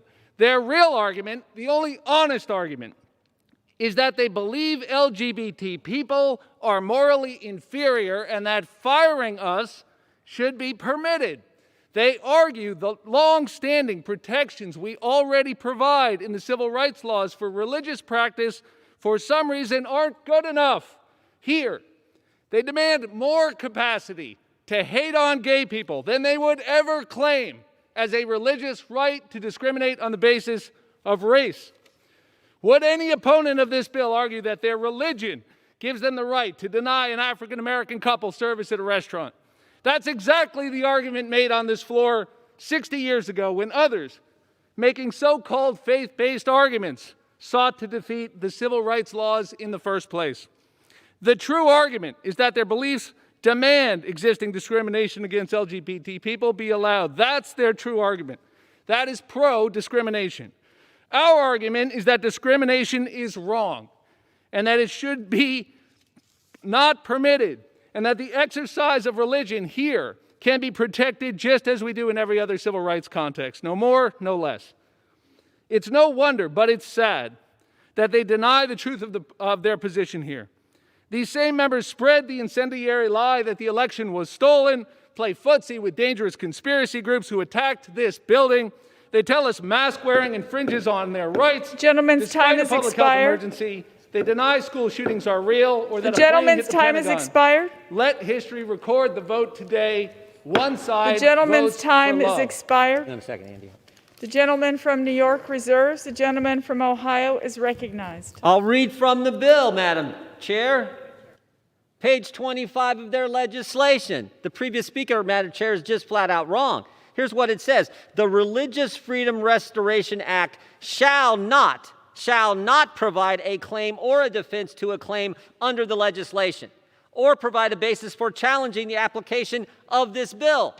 They put it in the bill. You can't use the standard set forth in RFRA that was passed and that Mr. Nadler, you can't even use that as a defense. It's spelled out in the legislation. As my colleague from Louisiana said, the very first right mentioned in the very first amendment to the Constitution, in the very first amendment of the Bill of Rights, is your right to practice your faith the way you see fit. And they put in their legislation, no, you can't. No, you can't. That's what's in the bill. That's why they didn't want a hearing, as previous speakers said, because they didn't want us to be able to talk about this in a hearing where you have testimony, witnesses. They didn't want that. They come to the floor, and as my colleague from Texas said, give this a fancy name, while they're taking away American citizens' most fundamental liberty, the liberty the founders chose to mention the very first right in the Bill of Rights. That's why we oppose this legislation. Madam Chair, I yield 3 minutes to the gentleman from Arizona, Mr. Biggs. The gentleman from Arizona is recognized. I thank you, Madam Speaker, and I thank the gentleman. I rise today in opposition to this bill. Despite its name, this bill is not about equality. It does attack religious freedom, freedom of expression, freedom of association, and all the important rights recognized in the First Amendment. This bill is about forcing the ideas and beliefs of the far left on all Americans. It is about government control over every aspect of your life. It is a remnant from the scrap heap of failed legislation from yesteryear, and I believe that all Americans should be treated equally and respected. But this bill does not do that. There are lots of concerns to have with this bill, but today I'm going to just highlight two. The first, this bill will have a serious and deadly consequence for unborn children. It expands abortion and undoes current federal law that prohibits the use of federal funds for abortion. It does so by adding to include, quote, pregnancy, childbirth, or a related medical condition, close quote, which has been recognized by courts and the EEOC to mean abortion to the definition of sex. I am reminded when I used to work at the United Nations and would attend conferences throughout the world. And the code language in the United Nations documents in international law was enforced pregnancy. That meant abortion. That meant you could not prescribe abortion. This bill takes that same tact. This bill also states that pregnancy, childbirth, or a related medical condition shall not receive less favorable treatment than other physical conditions. That's that same tact that's in international documents. This means that abortion cannot be treated differently than other medical conditions, and therefore abortion will be protected by our civil rights laws. That's not about equality. That's about expanding abortion. Secondly, this bill will negatively impact all Americans whose religious beliefs influence their actions. This bill makes crystal clear that an individual's religious beliefs do not matter, as my colleague from Ohio just referred to. This bill specifically prevents Americans from relying on the Religious Freedom Restoration Act, which was a bipartisan bill in 1993 signed by President Clinton. This bill says specifically the Religious Freedom Restoration Act of 1993 shall not provide a claim concerning or a defense to a claim under a covered title or provide a basis for challenging the application or enforcement of a covered title. How can you say with a straight face that this bill does not impede or stomp on someone's right of conscience or right of religious worship? It's set forth. It's specific. Who can deny that? This bill, if enacted, will mean that Americans will not be able to act in accordance with their religious beliefs. They will be forced to set their religious beliefs aside or face consequences. This is unacceptable. This is un-American. For these and many other reasons, I oppose this bill and urge my colleagues to do the same. I yield back. Good job, Andy. Reserve. Gentleman from Ohio reserves. The gentleman from New York is recognized. 1 minute to the distinguished gentleman from New York, Mr. Jeffries. Gentleman's recognized. Some of my colleagues on the other side of the aisle have spent this debate lecturing us about foundational principles in this country. The foundational document of this great republic is the Declaration of Independence, with the words, "We hold these truths to be self-evident, that all men are created equally." Those words were eloquent in their articulation, incomplete in their application. It did not apply to African Americans. It did not apply to women. It did not apply to Native Americans. And it certainly did not apply to members of the LGBTQ community. Now, we've come a long way in America, but we still have a long way to go. The progress has been made because, as the great Barbara Jordan once indicated, through a process of amendment and ratification and court decision and legislation. That's what we're doing today. If you believe in liberty and justice for all, support the Equality Act. If you believe in equal protection under the law, support the Equality Act. If you believe truly, as my religion teaches me, that we are all God's children, support the Equality Act. Love does not discriminate, neither should the law. Gentleman's time has expired. Gentleman from Ohio is recognized. Mr. Speaker, we reserve. Gentleman reserves. Gentleman from New York is recognized. Mr. Speaker, I now yield 1 minute to the distinguished gentlelady from Washington, Representative Jayapal. Gentleman from Washington is recognized. Thank you, Mr. Speaker. I rise today in strong support of the Equality Act. I am the proud mom of a trans kid. I will fight every single day for every trans person, every LGBTQ person, including my kid, to explore and express the fullness of their gender without fear or risk of being fired, denied housing, or refused service because of their sexual orientation or gender identity.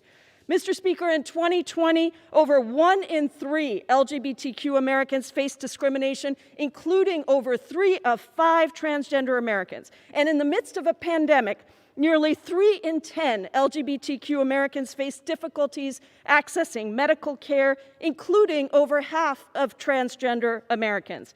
The Equality Act guarantees protection under the law no matter who you love or your gender identity. It was President Abraham Lincoln who said, "Those who deny freedom for others deserve it not for themselves." So today, as we pass the Equality Act, we vote aye for Janak, for Evie, for so many thousands more of our kids, and we say to every LGBTQ person, we see you, we hear you. Thank you, Mr. Speaker. Gentleman's time has expired. Gentleman from Ohio is recognized. Gentleman reserves. Gentleman from Ohio is recognized. Mr. Speaker, we reserve. Gentleman reserves. Gentleman from New York is recognized. Mr. Speaker, I now yield 1 minute to the distinguished gentlelady from Pennsylvania, Ms. Dean.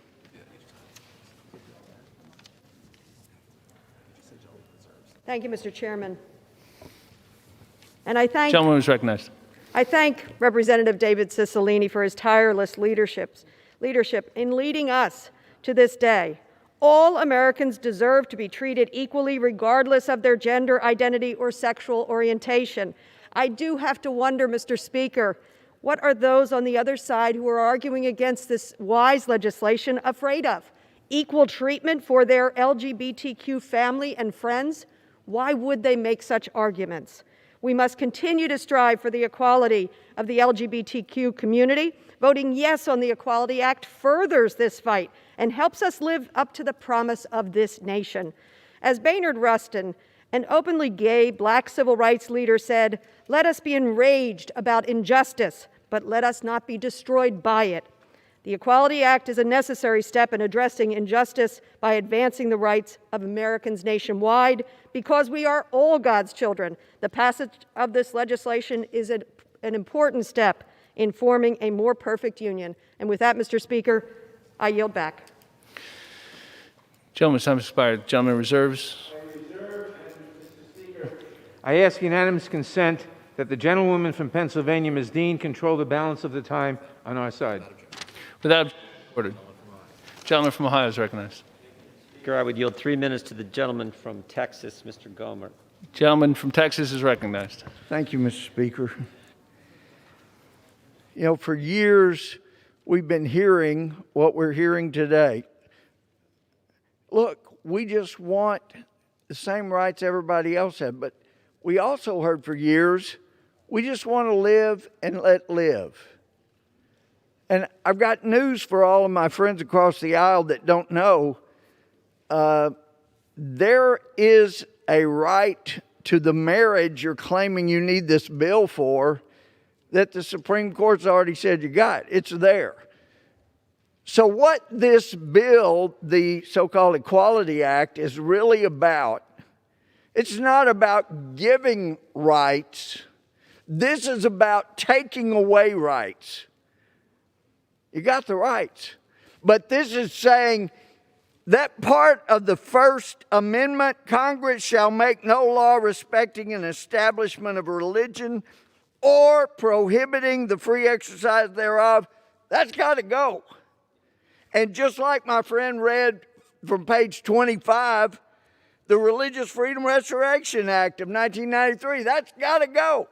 You can no longer, after this bill, you can no longer use that as a defense. When we sue your church, we sue you, a preacher, male or female, it doesn't matter, we're coming after you. If we sue a rabbi, you can't hide behind the First Amendment or this Religious Freedom Restoration Act. It won't help you because we're saying you don't have those rights the Constitution gave you. That's all RFRA was to begin with. It was just codifying what was in the Constitution. And I've thought so much about my late dear friend, Bishop Harry Jackson. He and I have stood outside this Capitol together for years trying to protect Christian rights. And I miss Harry, and I think about him a lot. And let me say, not as articulately, but for heaven's sakes, you've got these rights.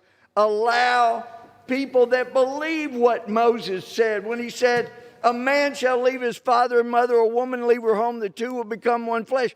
Let them be able to practice the teaching of Moses. When Jesus was asked about marriage, he quoted Moses verbatim. Please allow Christians that believe what Jesus said to practice that. Allow preachers that took oaths and practice it. Allow them to do that. Don't take away the rights the Constitution gave. And don't take away decades of rights that women have worked for and Gentleman's time has expired. And just give it away to men. I yield back. Gentleman yields back. Gentleman reserves. Mr. Gentleman Speaker, from Pennsylvania. Mr. Speaker, I yield 1 minute to the gentleman from Maryland, Mr. Raskin. Gentleman from Maryland is recognized for 1 minute.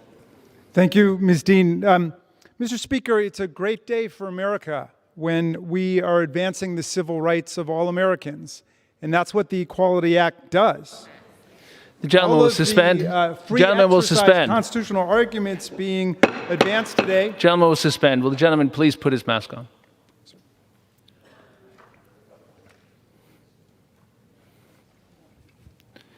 Thank the gentleman. Gentleman. Thank you, Mr. Speaker.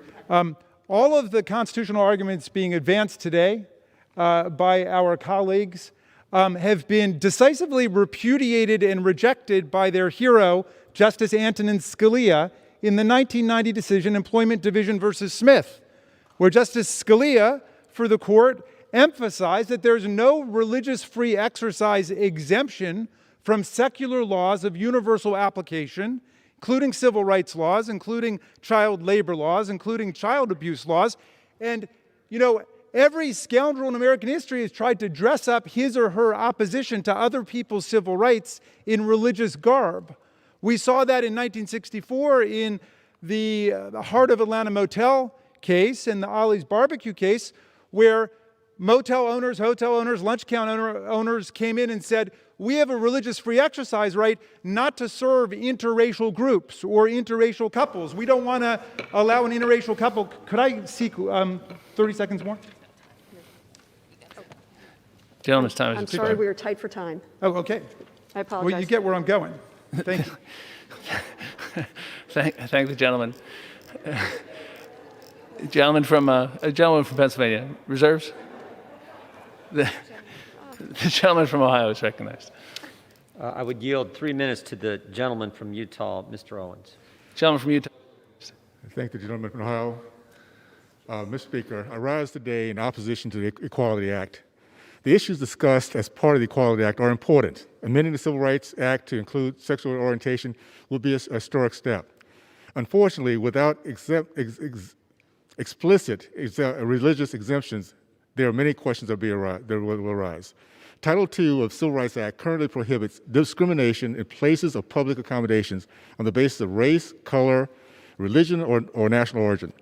The Equality Act would dramatically expand the definition of public accommodation to include any place of public gathering, any establishment that provides a service, such as food banks or homeless shelters.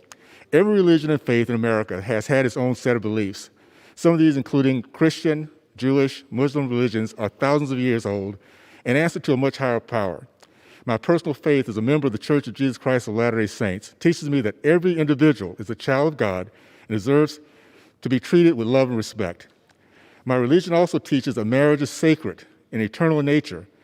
The marriage ceremonies conducted in the sacred places of my faith are conducted in temples that must not be deemed places of public accommodations. If houses of worship are defined as places of accommodations, a number of problems arises, many having nothing to do with LGBT rights. For example, can an Orthodox Jewish synagogue decline to permit an interfaith couple to have a wedding ceremony in the synagogue? Could traditional mosques conduct gender-separated classes for youth and youth programs? Could a Catholic church homeless shelter have separate housing for men and women?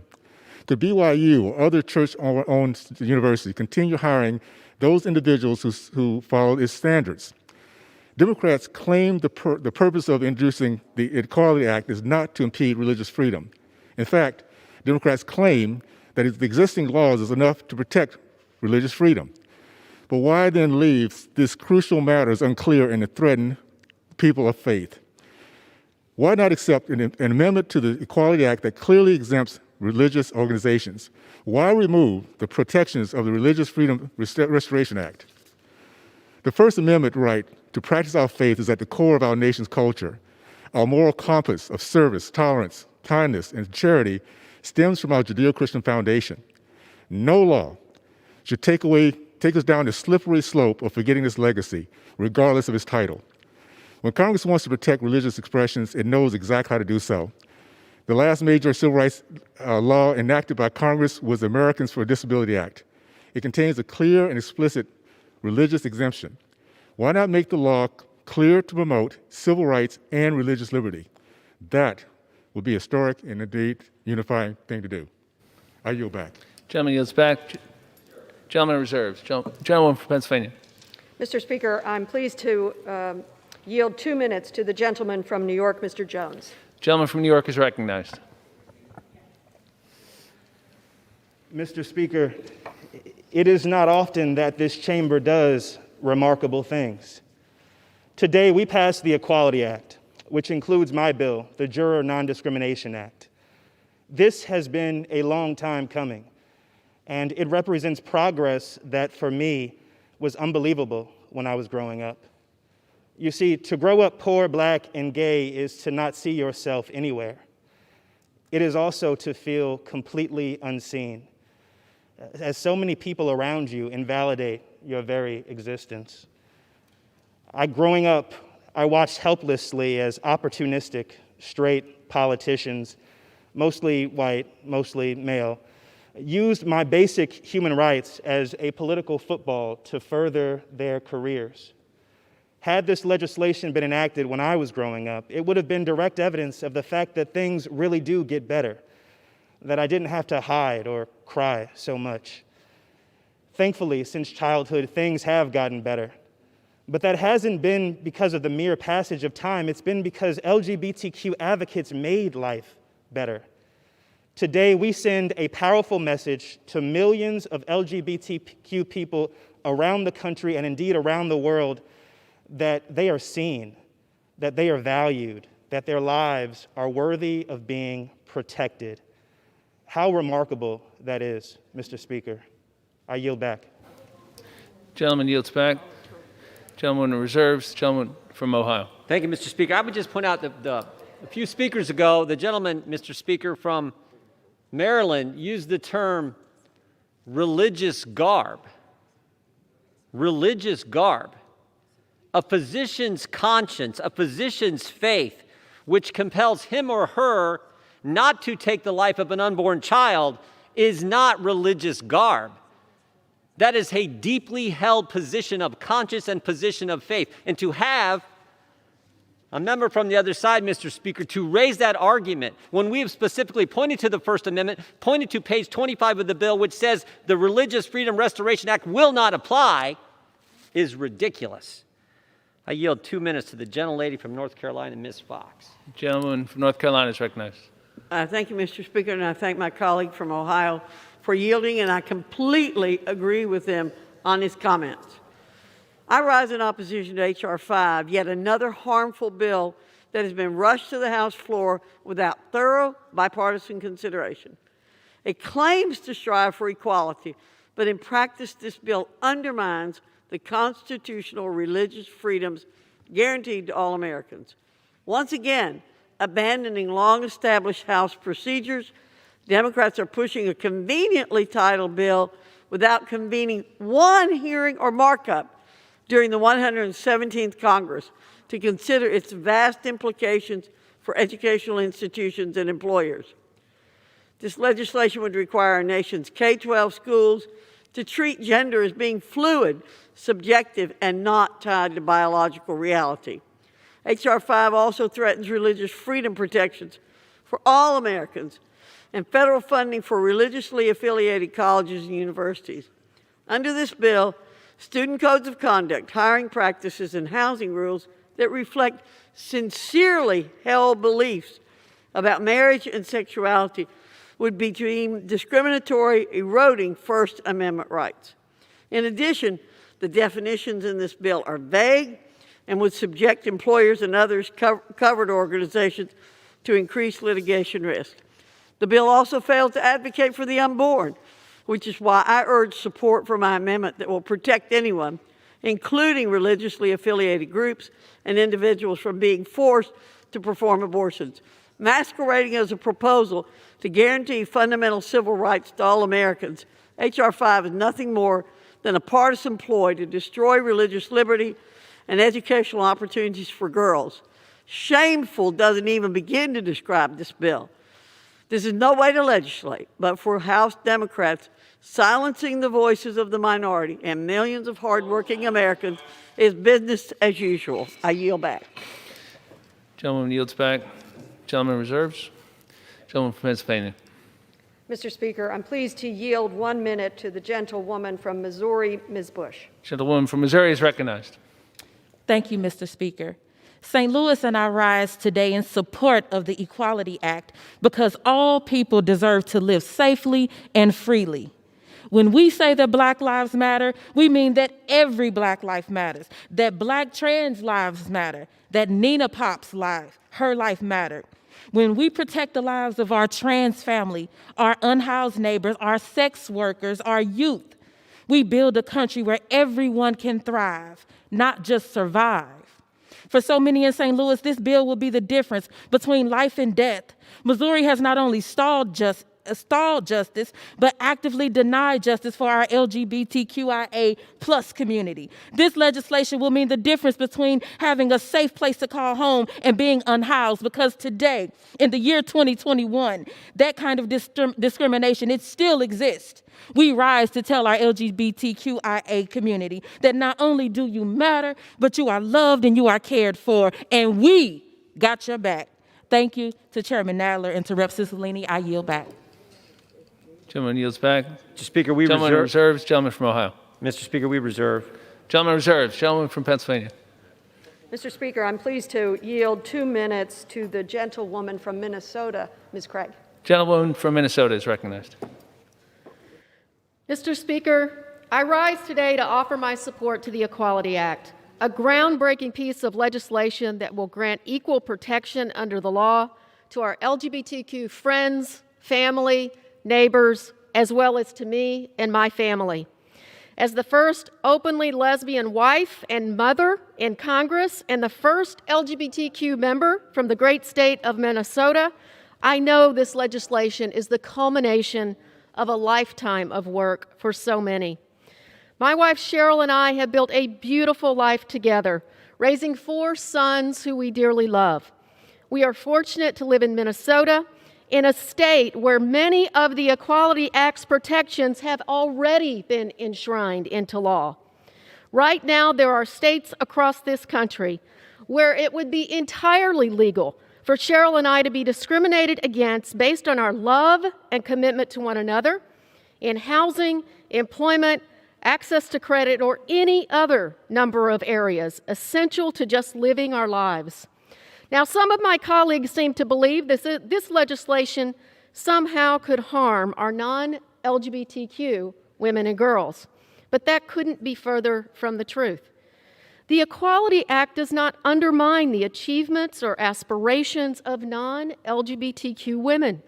In fact, by amending the Civil Rights Act to prohibit discrimination on the basis of sex in a broad area of life, we are fighting to ensure that all women are treated equally in all aspects of their lives.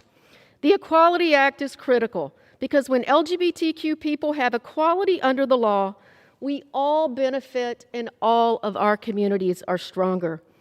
As a teenage girl growing up in rural America, I never could have imagined I'd finally see this legislation come to the House floor, much less as a member of this body to see it pass. This legislation is necessary, it's long overdue, and I urge my colleagues to support it. Thank you, and I yield back. Gentleman reserves. The gentleman from Ohio. Mr. Speaker, we reserve. Gentleman reserves. Gentleman from Pennsylvania is recognized. Mr. Speaker, I'm pleased to yield 2 minutes to the gentleman from New Hampshire, Mr. Pappas. Gentleman from New Hampshire is recognized. Thank you very much, Mr. Speaker. I rise in strong support of the Equality Act. This landmark legislation will bring our nation closer to the promise of its founding and will change the lives of generations of LGBTQ Americans for the better. This should be one of the easiest and most affirming votes we ever take. Equality is, after all, a self-evident truth. It's part of the bedrock of this nation. Throughout our history, the march toward full equality has brought more Americans of diverse backgrounds into the heart and soul of this country. Today's vote is another important milestone along that path. Americans in 29 states can be denied housing, education, credit, or other services simply because of who they are. That this can happen in our country in 2021 is a grave injustice that must be corrected with this vote. And by passing this bill, we can also send an unequivocal message to every LGBTQ American and their families. You matter. You have dignity. Your country sees you and has your back. Growing up in New Hampshire, I never thought I could live as my authentic self. Thankfully, I have a loving family and a welcoming community who embraced me as a young person. And I'm fortunate to live in a state that has already added sexual orientation and gender identity to its civil rights statutes. But too many other LGBTQ Americans live in fear of sharing their truth, and millions live in fear that the law won't protect them from discrimination when they need it. Look, we're not asking for anything that any other American doesn't already enjoy. We just want to be treated the same. We just want politicians in Washington to catch up with the times and the Constitution. No one deserves to be treated as a second-class citizen in this country just for being themselves. Let's pass the Equality Act. Let's achieve full equality under the law. And let's pass this bill with a strong, affirming vote today. I yield back. Gentleman reserves. The gentleman from Ohio is recognized. Thank you, Mr. Speaker. I would yield 3 minutes to the gentleman from California, Mr. McClintock. Gentleman from California is recognized. Mr. Speaker, this law could not be plainer. It says gender is not a question of genetics, but of personal choice. And leftist dogma now calls for this doctrine to be imposed under force of law, and the effect is frightening. States that have adopted similar laws have threatened safe spaces for women and intimidated the free exercise of conscience. But let me focus on just two aspects: how this destroys women's sports and renders parents powerless to protect their own children. Selena Soleil, a teenager, worked her heart out and qualified for the Connecticut State Championship track meet a few years ago. This is her experience. She said, quote, 8 of us lined up at the starting line, but when 6 of us were only 3/4 into the race, 2 girls were already across the finish line. What just happened? 2 boys identifying as girls happened. Fair is no longer the norm. The chance to advance, the chance to win has been all over for us. This policy takes away our medals, records, scholarships, and dreams. An anguished mother named Elaine told her story. She said, let me explain to you how this works. Questioning a child's professed gender identity is now illegal. So if a little boy is 5 years old and believes he's the opposite sex, affirmative care means going along with his beliefs. Parents are encouraged to refer to him as their daughter and let him choose a feminine name. Is it really harmless to tell a child who still believes in the tooth fairy that he is of the opposite sex? If a 10-year-old girl is uncomfortable with her developing body and suddenly insists she's a boy, affirmative care means blocking this girl's puberty with powerful drugs, unquote. America, wake up. This is the brave new world that House Democrats propose under the name equality. The parents of every daughter who's ever poured their hearts into a sport should be outraged that their daughter's dreams and hopes no longer matter to their own representative. Every parent who would give their life to protect their child should be livid that this bill is about to replace them with bureaucrats who can administer puberty-blocking drugs on their child's say-so. And every American should be scared as hell to realize the ideological extremism that is now running rampant behind the razor-wired, militarized U.S. Capitol. It's hard to believe that we once called it the People's House. Let this be a wake-up call to every voter. If you elect enough radicals to the Congress, you will get a radical Congress. I yield back. Gentleman yields back. Gentleman from Ohio.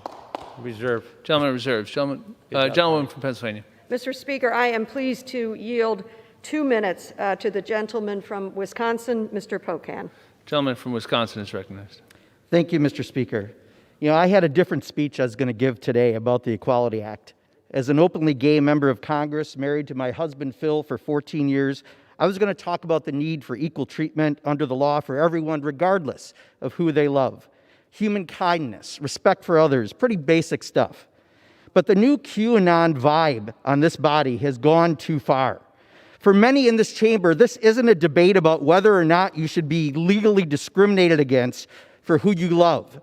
You won't hear that debate because they can't win on hate alone. The public doesn't agree with them.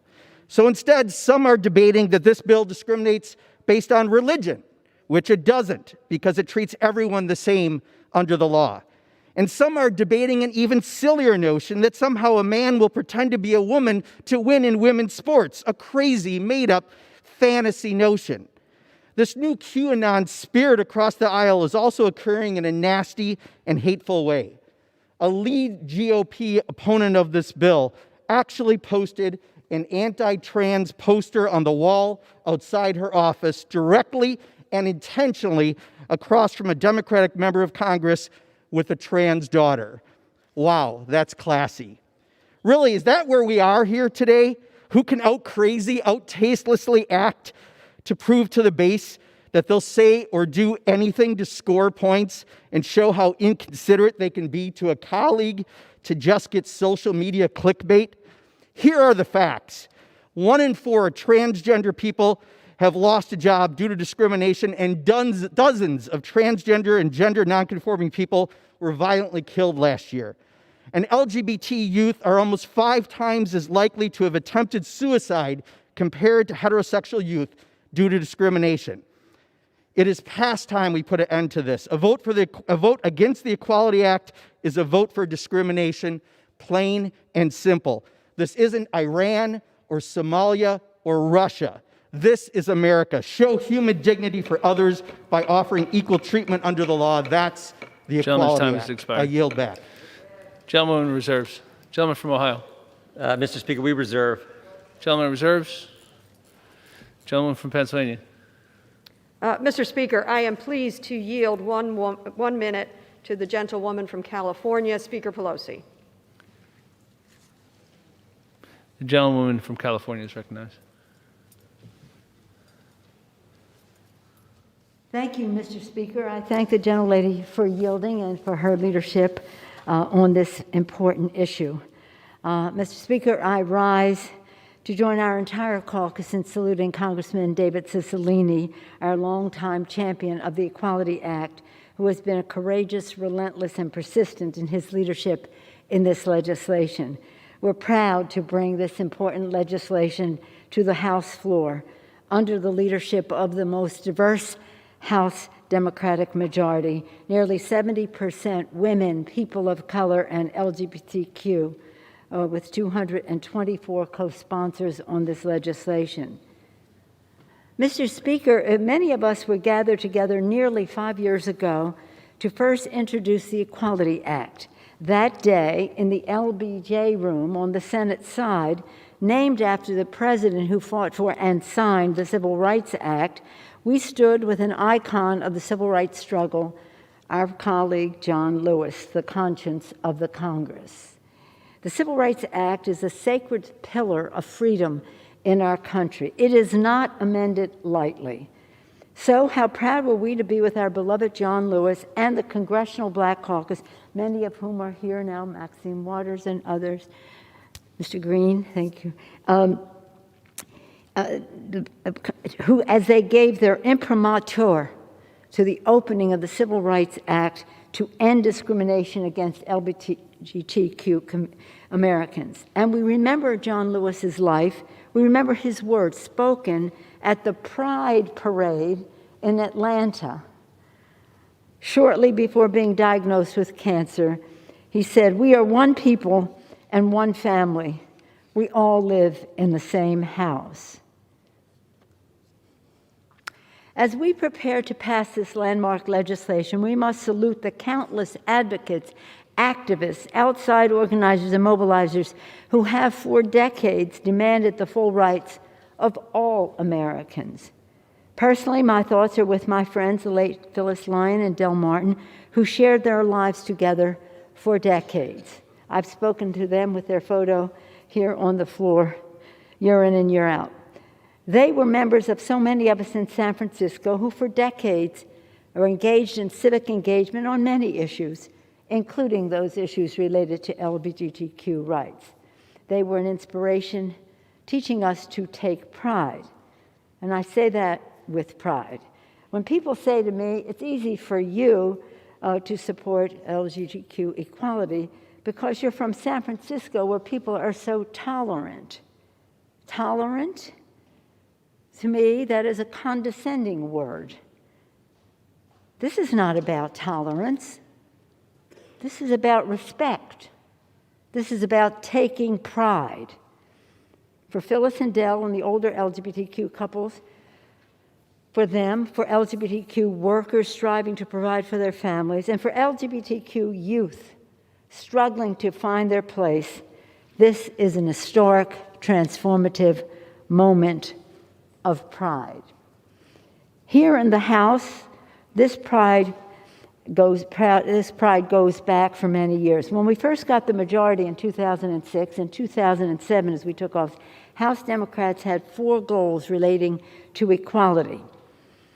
Passing a comprehensive hate crimes bill. And when I say comprehensive, I mean LGBTQ. T. People said to us at the time, take out the T and you can pass this bill in a minute. I said, if we take out the T, we're not going to pass this bill in 100 years because we're not bringing it up without the word transgender in the bill. We passed the bill with the help of the lead of Barney Frank, our former colleague, and the family of Matthew Shepard, who came here, touched our hearts, got the votes to help us pass the legislation. Then we had Don't Ask, Don't Tell. And under the leadership of President Obama and the courage of so many members, Patrick Murphy, our former colleague and an Iraq combat vet, leading the way here, we repealed Don't Ask, Don't Tell. Thank you, President Obama. Securing marriage equality was done for us by the courts.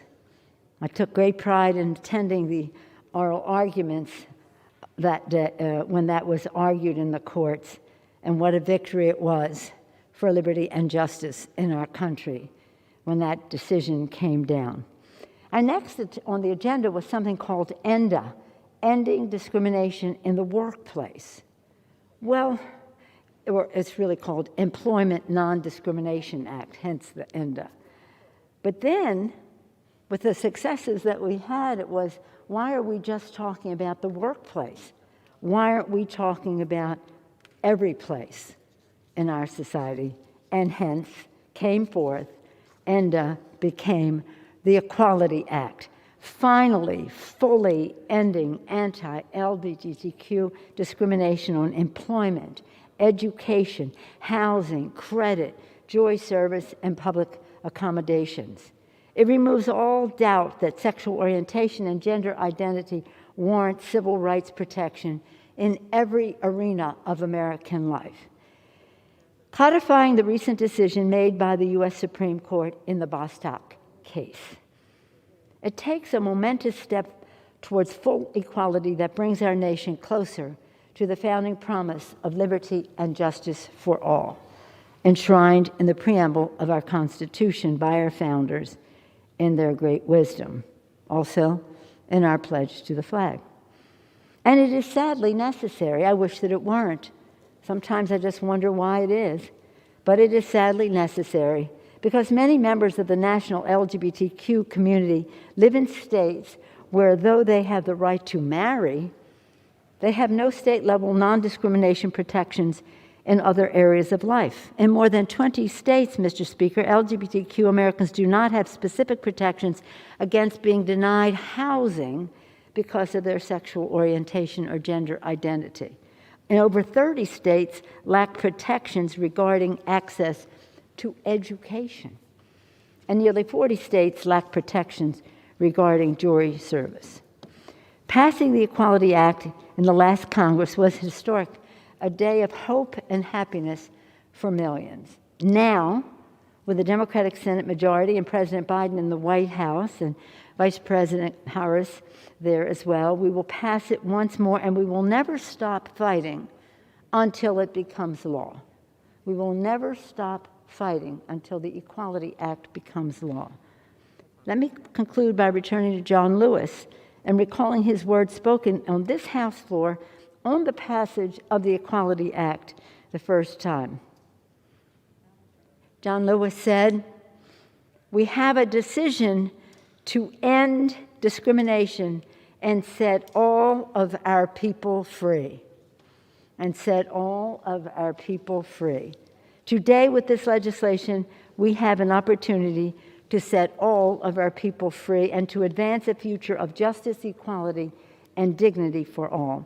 With that, I urge a strong bipartisan vote for the Equality Act. Salute Mr. Cicilline and Senator Merkley on the Senate side for their leadership. Commend the distinguished chair of the Judiciary Committee for once again bringing us to the floor. Thank you, Congresswoman, for your leadership on this issue as well. And with that, I urge an aye vote and yield back the balance of my time. Thank you, Mr. Speaker. Gentleman yields. Gentlewoman. Mr. Speaker, I ask unanimous consent that the gentleman gentleman from New York, the chairman of the Judiciary Committee, control the balance of the time on our side. Without objection, so ordered.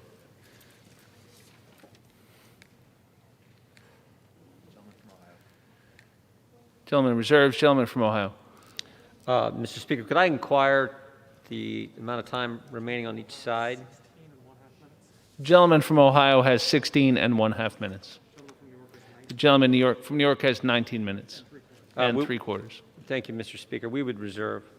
Gentleman reserves. Gentleman from New York. Thank you, Mr. Speaker. I now yield 2 minutes to the distinguished gentlelady from California, Ms. Waters. Gentleman from California.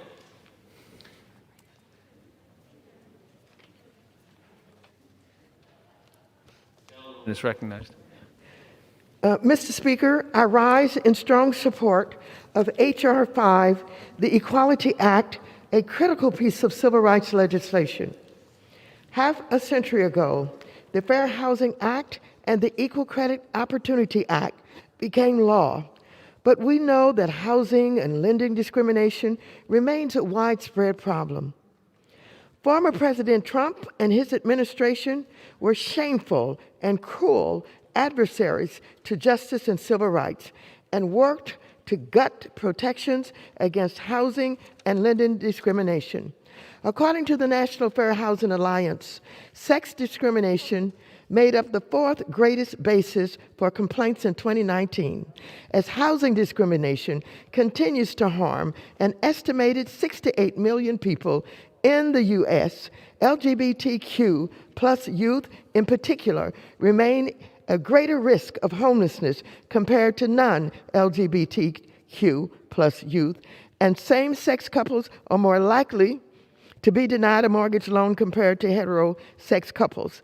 This legislation takes key steps to codify existing protections for our LGBTQ plus neighbors under civil rights statutes, including the Fair Housing Act and the Equal Credit Opportunity Act, and is similar to provisions included in H.R. 166, a fair lending proposal by Representative Al Green.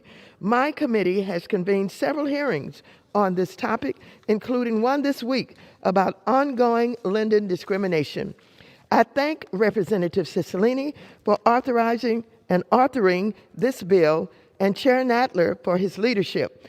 I urge my colleagues to please support this important bill that will ensure equal access to housing and wealth-building opportunities for generations to come by expressly prohibiting discrimination on the basis of sexual orientation or gender identity.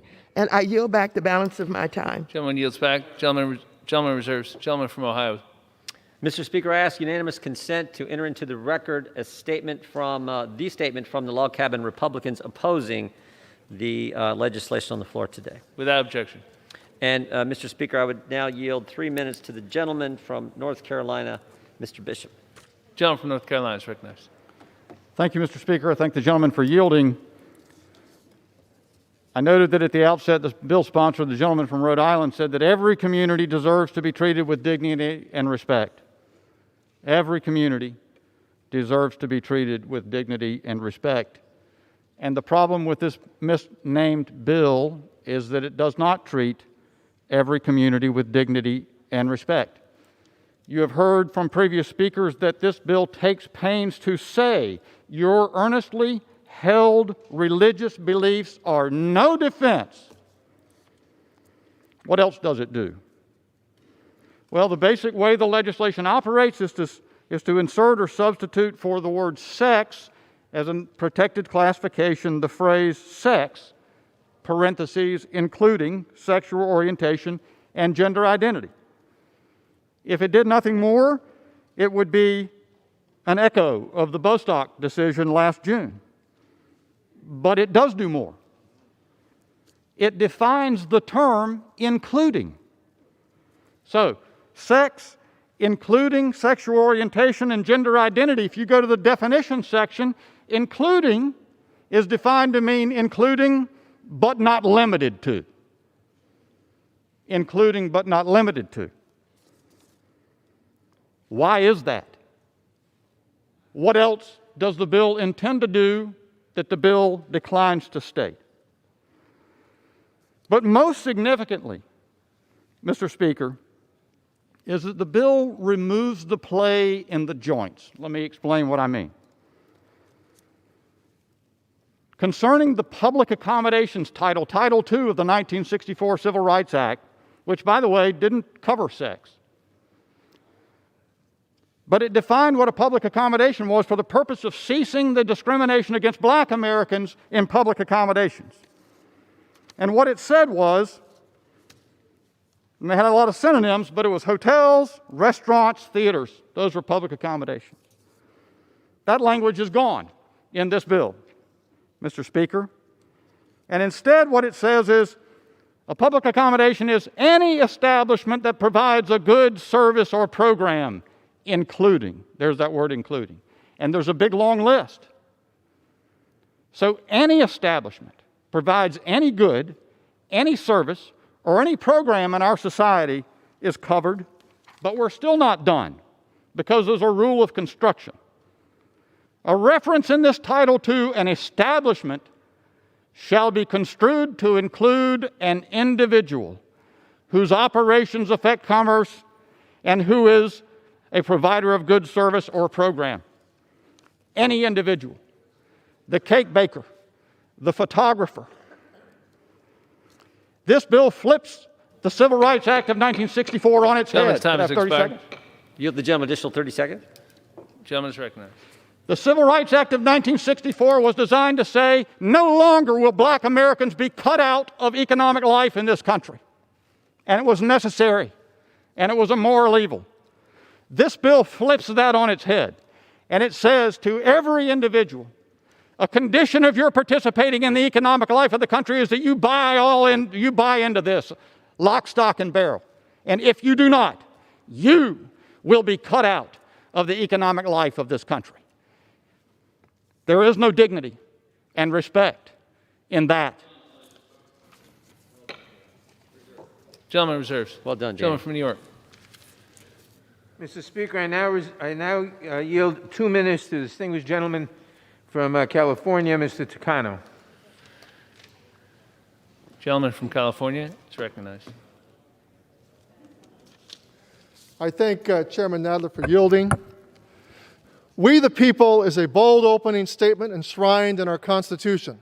But for far too long, LGBTQ Americans have not been included in that statement. A gay couple can get married in all 50 states. A trans worker has legal protections from discrimination in the workplace. But despite this progress, a lesbian mom can be denied housing in most states because of her sexual orientation. A queer person can be turned away from serving on a jury. In 27 states, there are no laws protecting people from discrimination on the basis of sexual orientation or gender identity in education, housing, and public accommodation, and this is wrong. No person, no matter where they live in America, should face discrimination. Equality should not depend on the zip code where you live. Now is the time for we, the people, to include LGBTQ Americans. My Republican colleagues are desperately trying to derail this legislation by cloaking their bigotry with high-minded arguments about religious freedom and appealing to people's worst instincts with transphobic attacks and grossly exaggerated examples. Their main argument seems to be that America doesn't want a law that will protect the dignity of trans people who get murdered and beat up for being who they are. In reality, trans people are among those in our community who need this protection the most. And Republicans want to vilify people who are the most severe victims of injustice. What this law does is simple and just. It guarantees that LGBTQ people in every state cannot be discriminated against because of their identity. We have a moral imperative to get the Equality Act signed into law. Thank you, and I yield back. Gentleman yields back. Gentleman from New York reserves. Gentleman from Ohio. Mr. Speaker, we reserve. Gentleman reserves. Gentleman from New York. Mr. Speaker, I now yield 2 minutes to the distinguished gentleman from New York, Mr. Torres. Gentleman from New York is recognized. As a child of the Bronx who grew up in the projects, I was often too scared to come out of the closet, too blinded by fear to see clearly my own value, my own equality. My younger self could have never imagined standing on the floor of the House as a member of Congress, voting for legislation that, if enacted, would make me equal in the eyes of the law. As the first LGBTQ Afro-Latino member of Congress, I feel palpably the weight of history on my shoulders, and on behalf of my community, I am here to claim what discrimination denies: equal protection under the law. Indeed, we are here to uphold the abiding truth of the American experiment, that we are all created equal, and that none of us should be evicted, fired, or denied accommodations and services simply because of who we are and because of whom we love. We are equal by nature, and we ought to be equal by law. The logic of equality is as simple as that. Yesterday, a member of Congress said that the Equality Act was, quote, immoral, disgusting, and evil. I wish to set the record straight. What is truly immoral and disgusting and evil is discrimination. It always has been, and it always will be. Discrimination denies us our deepest humanity. The profound degradation it causes has no place in a society that pledges liberty and justice for all. And so I hope that my colleagues, all of them, will find the moral courage to uphold what the Declaration of Independence promises and what the Equality Act delivers: life, liberty, and the pursuit of happiness for all of us, without exception, without discrimination. I yield back. Gentleman yields back. Gentleman reserves. Gentleman from Ohio is recognized. Thank you, Mr. Speaker. I yield 3 minutes to the gentleman from Florida, Mr. Stubbe. Gentleman from Florida. Thank you, Mr. Speaker. Unlike most speeches you'll hear on this floor today, I'm going to start with the truth. Deuteronomy 22:5 states, "A woman must not wear men's clothing, nor a man wear women's clothing, for the Lord your God detests anyone who does this." Now, this verse isn't concerned about clothing styles, but with people determining their own sexual identities. It's not clothing or personal style that offends God, but rather the use of one's appearance to act out or take on a sexual identity different from the one biologically assigned by God at birth. In his wisdom, God intentionally made each individual uniquely either male or female. When men or women claim to be able to choose their own sexual identity, they are making a statement that God did not know what he was doing when he created them. I'm going to quote directly from Dr. Tony Evans' commentary Bible on this passage of Scripture. Men and women equally share in bearing the image of God, but he has designed them to be distinct from and complementary toward one another.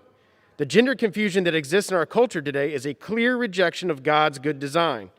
Whenever a nation's laws no longer reflect the standards of God, that nation is in rebellion against him and will inevitably bear the consequences. Gentleman will suspend. The House will be in order. Gentleman may continue. I'm going to read that line again. Whenever a nation's laws no longer reflect the standards of God, that nation is in rebellion against him and will inevitably bear the consequences. And I think we are seeing the consequences of rejecting God here in our country today. And this bill speaks directly against what is laid out in Scripture. Our government, through this bill, is going to redefine what a woman is and what a man is. It can be anyone who identifies in that gender at any time. You're going to single-handedly end women's sports and all of the gains for women's rights contained in Title IX that was passed in this body since 1972. Single-handedly destroying women's sports in the name of equality. How ironic. If biological men can compete in women's sports, then it's no longer women's sports at all. We might as well just have one sports team per event, and women, transgender women, men, transgender men can all compete against each other. How is that for equality? If biological differences didn't matter, we would never have created and funded separate teams for men and women. We know science supports the idea that there are performance differences between biological men and women in competitive sports. And it's just common sense to the vast majority of Americans, just not common sense to this Democratic majority. In Connecticut, 3 high school female track runners have had to file a lawsuit because their Title IX protections were violated by biological male athletes competing against them. They had no choice but to file suit after they were forced to compete against biological male athletes. And after those biological male athletes brought home 15 women's state championship titles. I could stand up here and give you example after example of this happening throughout our country in all sports categories, but I don't have near the time. If you want to protect women's sports, then vote against this bill. I yield back. Gentleman yields back. Gentleman from Ohio. Reserves. Reserve. Gentleman from New York.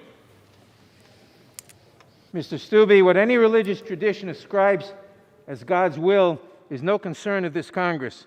I now yield 1 minute to the gentlelady from Massachusetts, Ms. Clark. Members are advised to address their comments to the chair. The gentleman from Massachusetts is recognized.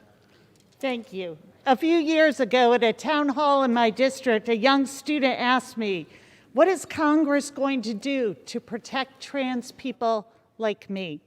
He bravely stood before an auditorium of neighbors and told me he was terrified by the bigotry and discrimination against him and his LGBTQ plus community members. I have heard these fears expressed by my own non-binary child, and their fears are not misplaced. Our LGBTQ neighbors face discrimination in healthcare, housing, education, and employment. Even here, in the People's House, members of Congress are describing transgender people as something less than, as undeserving and illegitimate. Today, our vote for the Equality Act says to every person, you matter, that you deserve to live your truth for respect and dignity, that there will be no true freedom for anyone until there is equality for everyone. Gentleman reserves. Gentleman from Ohio is recognized. Reserve. Gentleman reserves. Gentleman from New York. Mr. Speaker, I now yield 1 minute to the distinguished gentleman from Texas, Mr. Green. The gentleman from Texas is recognized.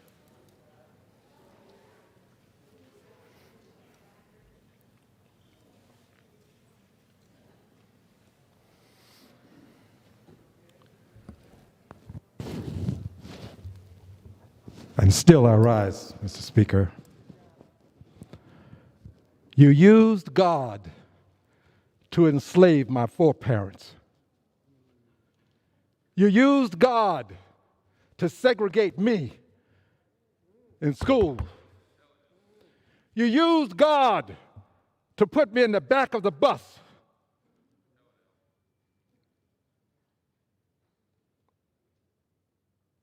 Have you no shame? God created every person in this room. Are you saying that God made a mistake? This is not about God, it's about men who choose to discriminate against other people because they have the power to do so. My record will not show that I voted against Mr. Cicilline having his rights. My record will show that when I had the opportunity to deliver liberty and justice for all, I voted for rights for all. Gentleman's time has expired. Gentleman reserves. Gentleman from Ohio is recognized. Mr. Speaker, I don't think anyone uses God. We've just cited what's in the legislation, which specifically says the Religious Freedom Restoration Act shall not provide a defense against what this bill is doing. That's all we've done. I would yield 3 minutes to 3.5 minutes to the gentleman from Ohio, Mr. Davidson. Gentleman from Ohio is recognized. Mr. Speaker, the so-called Equality Act is not about tolerance. It seeks to impose the will of this body on the American people in violation of the Constitution. It establishes a woke heresy code seeking to eliminate distinctions between male and female at every level. It cancels women's and girls' sports, requiring that biological males compete for their records, championships, and scholarships. It nullifies the Religious Freedom Restoration Act. Rather than preserve the constitutionally protected freedom to disagree, disguised as equality, it compels participation on your terms for abortions, for weddings, all of religious, vocational, and civic life. It pursues what Hillary Clinton said in 2016, quote, "You'll just have to change your doctrine." Let me assure you that will not happen. Colleagues, we must defend freedom and defeat this bill. I yield. Gentleman yields back. Gentleman reserves. Gentleman from Ohio reserves. Gentleman from New York is recognized. Mr. Speaker, I now yield 1 minute to the distinguished gentlelady from Michigan, Ms. Tlaib. Gentleman is recognized. Today is a great day. Today we send a clear message to every LGBTQ person that you belong here, that you are loved for who you are, and that we won't stop fighting until your experience is true equity and equality. We are experiencing a crisis of violence against our LGBTQ neighbors, especially people of color and our transgender communities. Today's passage is for Treasure Hillard, for Paris Cameron, for every LGBTQ person taken too soon by hate. When 1 in 5 transgender people have experienced homelessness, when transgender people have half the home ownership rate of cisgender people, we have a structural problem. By outlawing discrimination in housing, employment, education, and public accommodations, we send a powerful message to the bigots, including those here in Congress, that their time is over. Listen very closely and remember these words. We are winning. We will continue winning. Our will is unbreakable. Our love is so much stronger than your sad, pathetic hate. Gentleman's time has expired. Gentleman reserves. Gentleman from Ohio. Mr. Speaker, could I inquire on the amount of time left for each side? The gentleman has 8 3/4 minutes remaining. The gentleman from New York has 11 minutes remaining. We reserve. Gentleman reserves. Gentleman from New York. Mr. Speaker, I now yield 1 minute to the distinguished gentlelady from New York, Ms. Velasquez. Gentleman from New York. Thank you. I thank the gentleman for yielding. Mr. Speaker, nearly half of all LGBTQ people in America lack protections from discrimination, employment, education, housing, public accommodations, and credit. This is an abject failure to recognize the humanity and dignity in all of us.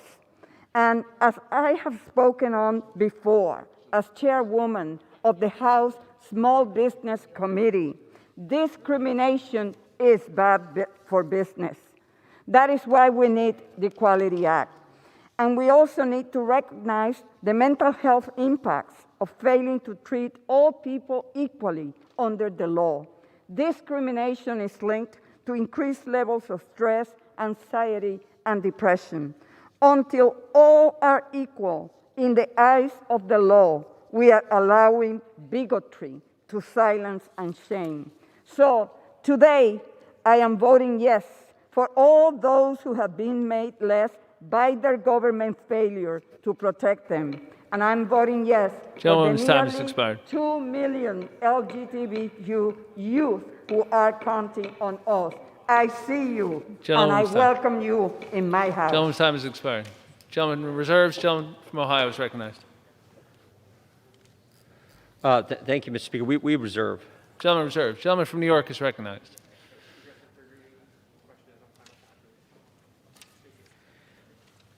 Mr. Speaker, I now yield 1 minute to the distinguished gentlelady from Oregon, Ms. Bonamici. Gentleman from Oregon is recognized. Mr. Speaker, I rise in strong support of the Equality Act, important legislation that will secure the civil rights of our LGBTQ community. Our LGBTQ friends, neighbors, colleagues, and community members should not miss an educational opportunity or be denied housing or credit because of who they are or who they love. I was proud to help pass the Oregon Equality Act when I was in the state legislature. The same arguments were being made back then in 2007 that some of our colleagues are making today. And you know what came to pass? Those concerns did not come to pass. What happened? The law brought dignity, security, and peace of mind to the LGBTQ community. It is long past time that LGBTQ Americans across the country have the same protections. As the chair of the Civil Rights and Human Services Subcommittee, I've heard from students and workers who were discriminated against, people who were deeply harmed by anti-gay and transphobic attacks. Today, I'm thinking about the young trans people in Oregon and around the country who are bravely standing up for equality. We stand with you. We'll keep working to create a world where you are safe, free, and supported. Thank you, Representative Cicilline, for your leadership, and I yield back the balance of my time. Gentleman yields back. Gentleman reserves. Gentleman from Ohio. We reserve. Gentleman reserves. Gentleman from New York. Mr. Speaker, I now yield 1 minute to the distinguished gentlelady from Massachusetts, Ms. Trahan. The gentleman from Massachusetts is recognized. Mr. Speaker, I rise in strong support of the Equality Act, and I associate myself with the remarks of the bill's sponsor, the gentleman from Rhode Island. Because Mr. Cicilline and my colleagues have already said all that there is to say about the clear merits of the bill, I would simply ask, through the chair, that if our colleagues on the other side cannot find it within themselves to support this bill out of a sense of fairness and goodwill to those enduring discrimination, then please do so out of the concern for their parents, people just like our colleagues on the other side, mothers and fathers who love their children every bit as much as our colleagues love theirs. We want nothing more than to send our kids out into the world with confidence and a reasonable expectation of being treated fairly and equally. It's never too late to do the right thing. Please join us in voting yes on the Equality Act. Thank you. I yield back. Gentleman yields. Gentleman reserves. Gentleman from Ohio. We reserve. Gentleman reserves. Gentleman from New York. Mr. Speaker, I now yield 30 seconds to the distinguished gentleman from Michigan, Mr. Kildee. The gentleman from Michigan is recognized. Thank you, Mr. Speaker, and thank you, Mr. Chairman. I'm happy to be here today, to be on the record in favor of this legislation. No one should be fired from their job or evicted from their home because who they are or who they love. This legislation will guarantee that our LGBTQ friends and neighbors and family will be full members of the American family and with all the protections that comes with that. I'll just ask one question before I sit down. For anyone who ever wondered what they would have done in those days in the early 1960s when the civil rights legislation was being debated here, let me just say this. Whatever you're doing now is what you would have done then. Gentleman reserves. Gentleman from Ohio. I'd just say, Mr. Speaker, the last statement was ridiculous. We will continue to reserve. Gentleman reserves. Gentleman from New York.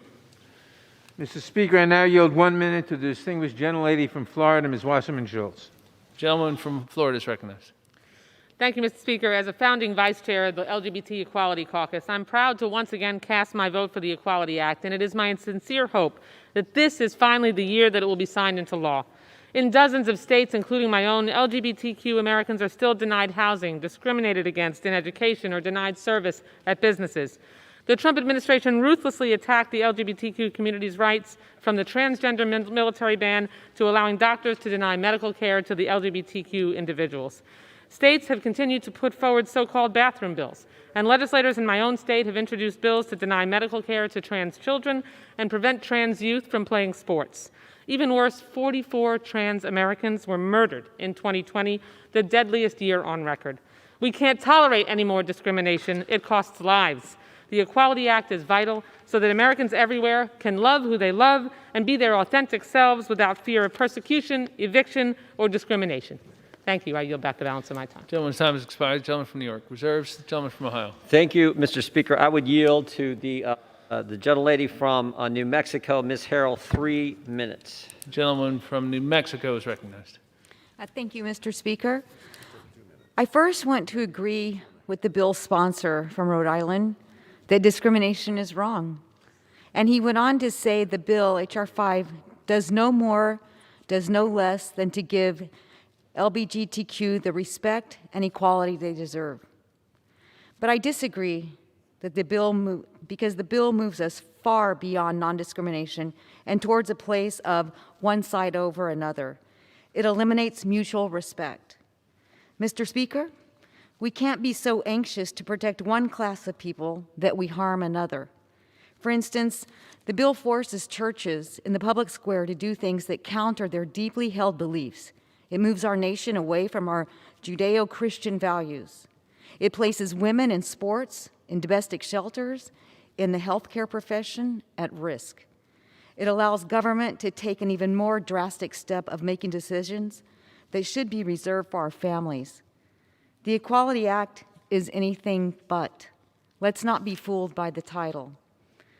It would likewise force both people and organizations in many everyday life and work settings to speak or act in support of gender transitions, including healthcare workers and licensed counselors, even when it's against their professional judgment. The Equality Act would force healthcare providers to perform abortions and gender transition surgeries against their deeply held religious beliefs. That is not equality. Any parent that does not want their child to go through gender reassignment surgery at a young and vulnerable age would be stigmatized, and there is a risk that their child could be taken away, or the life-altering surgery would be done with the blessing of only one parent. This diminishes the ability of parents to raise their children and pass on their values. It is Washington, D.C. that ultimately decides the morality of our children and our churches. If this is truly about respect, let's start with it here, in this chamber. I must correct the record, and I take exception to being labeled as someone who vilifies those across the aisle. That is simply not true. No one on this side of the aisle has said less than or illegitimate. These are the labels being used on your side, not by me and not by my colleagues. If we want to do what's right by the American people, then let's start respecting one another in this chambers. Let's start doing things that are for the benefit of the people. Let's start understanding that we're here to protect all lives. All lives matter. But when we can't stop fighting and discouraging each other in this chambers, shame on us. Because we're going to do a lot better for the people that sent us here when we can start having civil conversation. Thank you, Mr. Speaker. I yield back. Members are advised to address their remarks to the floor. Gentleman reserves. Gentleman from New York is recognized. Good job with that. Very well done. Okay, who's next? Mr. Hoyer. Gentleman from Maryland is recognized. I thank the gentleman for yielding. One of the sad things that's happening in America, Mr. Speaker, is that the truth is so often being perceived as fake news, or that fake news is so often being perceived as the truth. Mr. Speaker, I'm old enough to have worked for a United States Senator during the Civil Rights era. And I would get a publication, because I opened the mail, I had a highfalutin job, from what was called The Cross and the Sword, a publication that came somewhere from the South. I forget where which headquarters was. And I remember reading how the Bible told us that we should not integrate America. If God had wanted us all to be together, we'd be the same color. I perceived that then and now as absurd.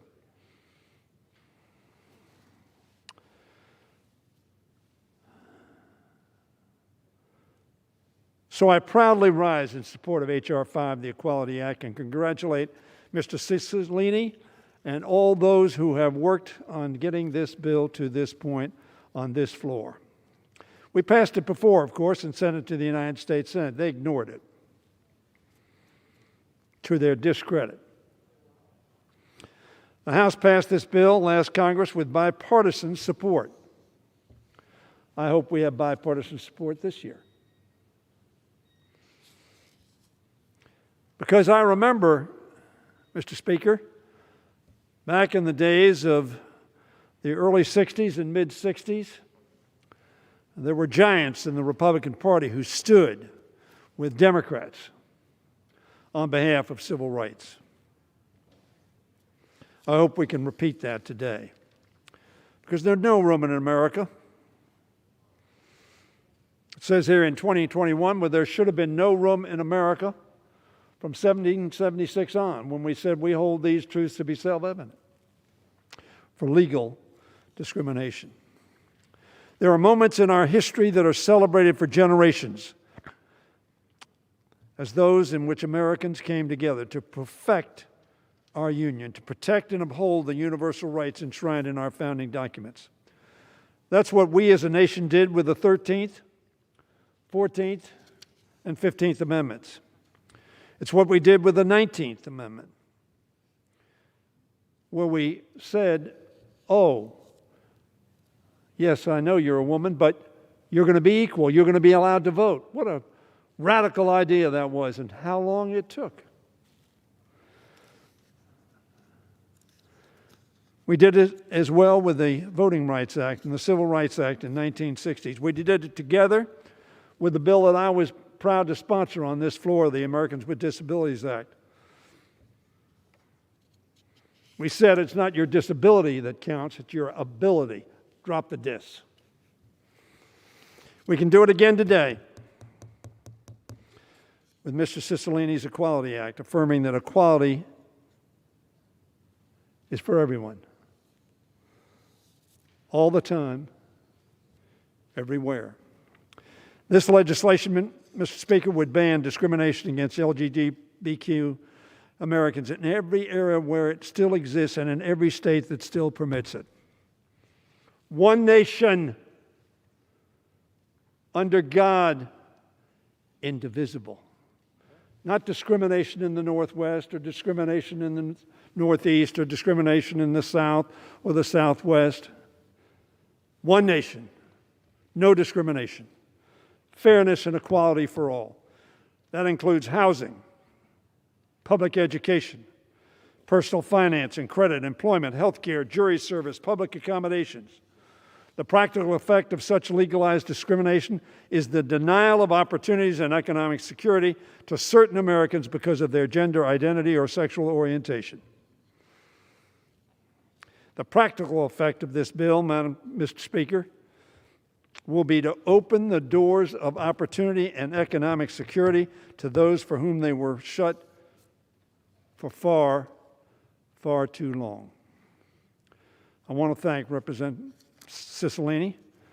I want to thank the gentleman in the chair for his leadership and courage.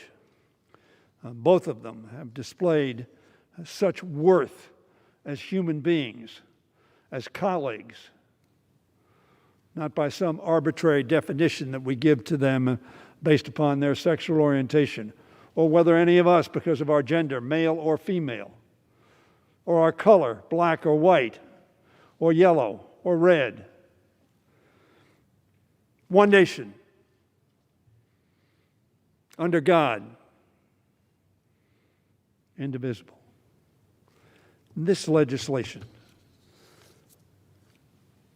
tries to recognize that indivisibility of the rights of all Americans. I want to express my gratitude to the Congressional LGBTQ plus Equality Caucus, which has provided leadership both in shaping and improving this legislation and championing its adoption.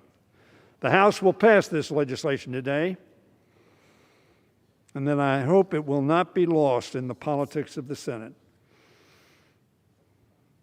That body has an extraordinary record over the centuries in terms of civil rights. It should uphold that record. I know that the Democratic Senate majority is eager to see it considered and passed. And I hope the Senate Republicans, as I said, when I grew up in the 60s, in the civil rights movement, many Republican leaders were giants in this effort. I hope the Senate Republicans who have stood in the way of equality of opportunity for LGBTQ Americans for too long will finally come together with them in a bipartisan fashion and allow an up or down vote. That's all we ask, an up or down vote. Now that's, frankly, I guess, not all we ask. We ask for 10 Republicans to join with 50 Democrats to make this a reality.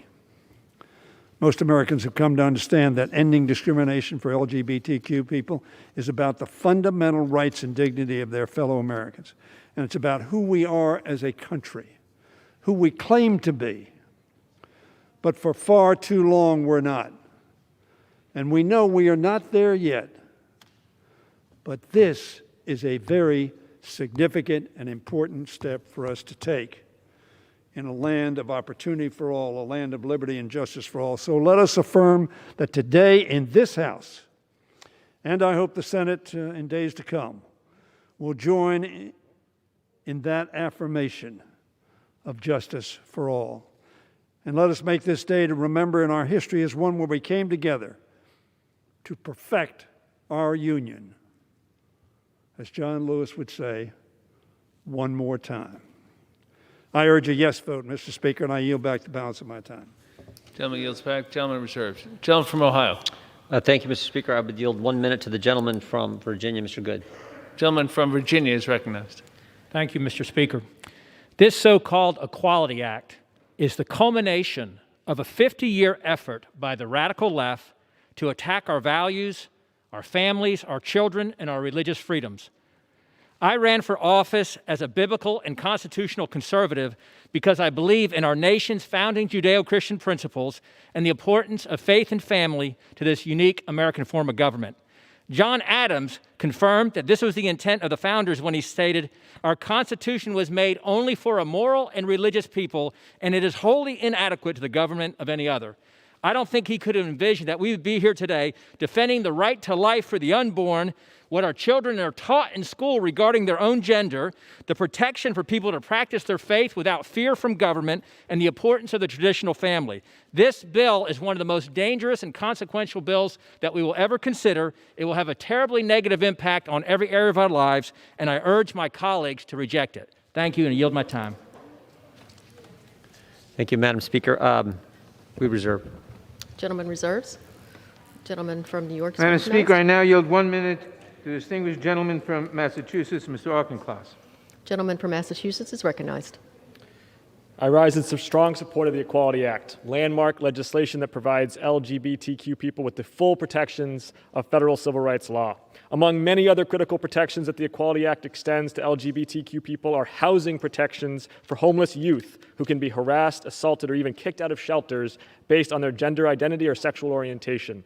This is because 27 states across the nation lack LGBTQ non-discrimination protections. At the same time, LGBTQ youth are 120% more likely to experience homelessness. Protecting young people, giving them the resources to succeed early in life, and keeping them safe and secure are all values we share. The Equality Act takes a massive step forward to advance these values, reflecting the tremendous progress forged by our generation and those who came before us. I yield back. The gentleman yields. Gentleman reserved. Gentleman from Ohio. Thank you, Madam Speaker. I yield 1 minute to the gentlelady from Tennessee, Ms. Harshbarger. The gentlewoman from Tennessee is recognized. Thank you, Madam Speaker. I rise today in opposition to the so-called Equality Act. Rather than delivering equality, this bill undermines protection for women and for girls. And simply put, women's shelters should remain women's shelters and not allow biological men to intrude. And girls' sports should remain sports for girls. This is not equal opportunity. This is catastrophic for girls' sports. This is what the Equality Act seeks to overturn, and that's fairness in girls' sports. All of this is even before mentioning the provisions that would undermine religious freedom. Religious organizations shouldn't be forced to act contrary to their beliefs. This is why they call it religious freedom, after all. This bill poses a dangerous threat to free speech, religious freedom, and pro-life, the sanctity of life. This honestly goes against everything that I believe as a Christian, and I will be opposing this bill. And I yield back. Gentleman yields. Gentleman from Ohio. Gentleman reserves. Gentleman from New York. Madam Speaker, I now yield 1 minute to the distinguished gentlelady from Georgia, Ms. Williams. Gentlewoman from Georgia is recognized. Thank you. Today I proudly rise in support of the Equality Act. Today I'm the voice of so many people, like my constituent Chanel, my friend James, my sister Danielle and her fiancée Marlena, my staffer Christina and her partner Vivian, and all of my friends back home on the front lines with Georgia Equality. For far too long, the inherent rights of LGBTQ people have hung in the balance. I'm in Congress to ensure that everyone can share in the promise of America, no matter who they love or how they identify. LGBTQ people have lived in fear of punishment or retaliation for far too long. The right to exist in this country is not a privilege, but an inalienable right. I have the great honor of representing Atlanta, a city vibrant with a long history of LGBTQ plus pride. To my LGBTQ plus constituents, know that it is my honor to represent you. I hear you, I see you, I stand with you. The promise of America excludes no one. Thank you, Madam Speaker, and I yield back. Gentleman from New York. Reserves. Gentleman from Ohio. Thank you, Madam Speaker. Yield 1 minute to the gentleman from Texas, Mr. Weber.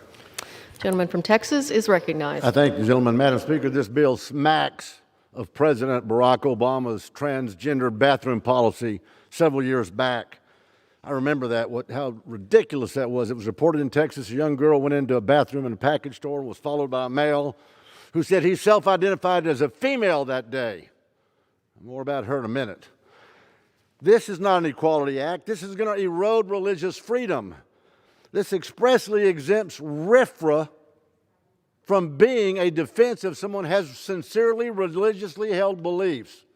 Comment was made earlier that we're using God as an excuse. I hardly think so. I hardly think so. The founders of the Constitution knew exactly what they were doing when they provided for those protections. If the Equality Act is passed, individuals with religious views will be disfavored by this bill, and they will not have RFRA as a tool to against a violation of their religious freedom. H.R. 5 will politicize the medical profession to the detriment of the practitioners and the patients. It's unbelievable. The girl that was followed into the bathroom, give me 10 more seconds, please, was followed into the bathroom by the additional 10 seconds. By the gentleman who said he self-identified as a female that day. Turns out that man's teeth were knocked out by the girl's father, who self-identified as the tooth fairy. I yield back. Gentleman yields. Gentleman from Ohio is recognized. Gentleman reserves. Gentleman Madam from New York. Speaker, how much time do we have left? Gentleman from New York has 3.5 minutes. The gentleman from Ohio has 2.5 minutes.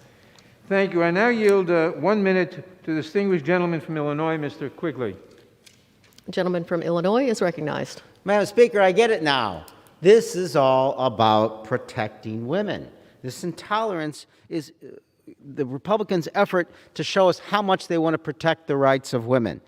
They want us to believe that protecting LGBTQ Americans somehow hurts women and girls. But they know better. And history will accurately reflect what it really is. It is an ugly, twisted use of feminism. It is what it is. It is homophobia, it is transphobia, it is intolerance, and it is hatred. There is no constitutional right to hate. There is no constitutional right to exclude, and there is no right of conscience to hate. Trans rights are human rights. LGBTQ rights are human rights. We must pass the Equality Act now. Thank you, and I yield back. Gentleman yields. Gentleman reserves. Gentleman from Ohio. Yield 1 minute to the gentleman from Alabama, Mr. Moore. The gentleman from Alabama is recognized. Thank you, Madam Speaker. We've talked all day in here about discrimination, and we need to put some facts on the table. 0.6% of Americans identify as transgender. However, 80% of Americans identify with a religious affiliation. 50.5% of people in this country identify as female. Yet we're consistently going to infringe on the rights of all those other Americans for 0.6% of the population in this country. Now, I have daughters, and I've encouraged them my whole life to do what you want to do in life. You can succeed. But we see time and time again that males are being put in competition in sports directly against our females. My question is, where are the feminists today? Why are they not here with the members of this caucus fighting for the rights of females? We're going to infringe consistently on that 50.5% of the American population by allowing males to compete in sports against them. 86% of these people in the nation identify as religious people. We're going to allow this law and the overreach of the left in this country to start infringing on those people's rights. And, Madam Speaker, I've got to vote against it. Thank you. The chair would remind members to put on their masks.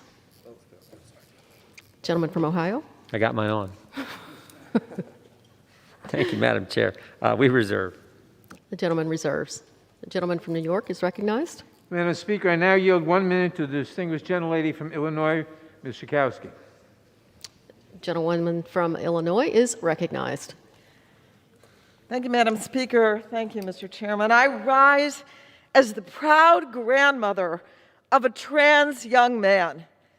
And I just want to say that any family would be lucky to have the amazing and loving and smart and funny Isaac in their family. And I rise today to say thank you to the generations of people who have been arrested and beaten and excluded and sometimes killed for this fight. Let today be the end. I thank Congressman Cicilline and all those who have spoken today and are going to vote for freedom. This is a remarkable day, not just for my Isaac, but for all the young people who are frightened today. No more. We're with you. And I yield back. Gentlewoman yields. Gentleman reserves. Gentleman from Ohio. Thank you, Madam Speaker. I would yield 1 minute to the gentleman from Georgia, Mr. Heiss. The gentleman from Georgia is recognized.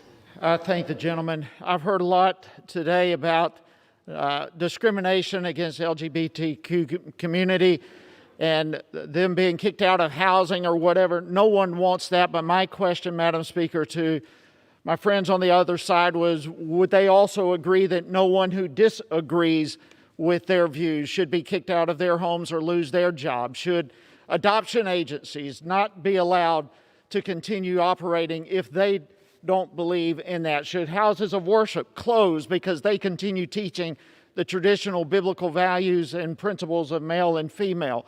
And I would suspect the answer would be no, that they should be fired. They should close because the bill itself clearly states that religious rights and freedoms are not protected in this bill. And that's what's so dangerous. This is a bill of tyranny where government is telling people what they must believe and punishing them if they do not believe and do not conform. This is a dangerous bill. It codifies in itself discrimination. With that, I yield back. Gentleman from Ohio. Yeah, we reserve, Madam Speaker. Gentleman reserves. Gentleman from New York. Madam Speaker, I grant myself such time as I may consume. Gentleman is recognized. Madam Speaker, I have listened to this debate in amazement. I've been involved in this struggle for equality for many, many years. I was the chief author in the House of the Religious Freedom Restoration Act, and to hear it suggested that I would turn my back on religious freedom is just ridiculous. This bill enshrines equality. It enshrines equality for everyone. That's its purpose. It does not contradict the Religious Freedom Restoration Act, which as a number of people have mentioned, I was the chief author of. But it does enshrine equality. And that's what our friends on the other side of the aisle seem to be afraid of, equality. I reserve the balance of my time. Gentleman reserves. Gentleman from Ohio is recognized. We reserve. Gentleman reserves. The gentleman from Ohio has 30 seconds remaining. The gentleman from New York has 1 minute remaining. We are prepared to close. Okay. Gentleman from Ohio. Thank you, Madam Speaker. At the start of the debate, the sponsor of the bill said discrimination is wrong. It sure is. We shouldn't tolerate it. But this bill makes how a person identifies more important than equality, makes it more important than fairness, makes it more important than fundamental liberties like your right to practice your faith the way you think the good Lord wants you to. And you would think a change of this magnitude would get a little more than 90 minutes debate on the House floor. That's why we should oppose this legislation. I urge my colleagues to vote no, and with that, yield back the balance of our time. The gentleman from New York. Madam Speaker, it is precisely because this bill enshrines equality. It is precisely because of the nonsensical nature of the arguments from the other side of the aisle that the Equality Act has been endorsed by more than 500 civil rights, women's rights, religious, medical, and other national and state organizations, including the American Medical Association, the Central Conference of American Rabbis, the Episcopal Church, the Lawyers Committee for Civil Rights Under Law, the Leadership Conference on Civil and Human Rights, the NAACP, the National Alliance to End Sexual Violence,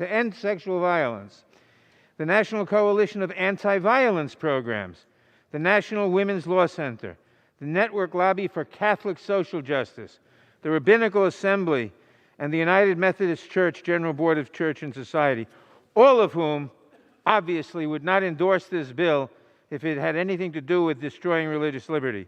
It has also been endorsed by dozens of business associations, including the U.S. Chamber of Commerce, the National Association of Manufacturers, the gentleman's time has Sports expired. and Fitness Industry Association, and hundreds of other The businesses. gentleman's time has I expired. urge all members to support this important legislation, and I yield back the balance of my time. Gentleman yields back. Pursuant to House Resolution 147, the previous question is ordered on the bill. The question is on engrossment and third reading of the bill. Those in favor, say aye. Aye. Those opposed, no. The ayes have it. Third reading. H.R. 5, a bill to prohibit discrimination on the basis of sex, gender identity, and sexual orientation, and for other purposes. The question is on passage of the bill. Those in favor, say aye. Aye. Those opposed, no. Respectfully ask The ayes have it. Gentleman from Ohio. we ask for a roll call.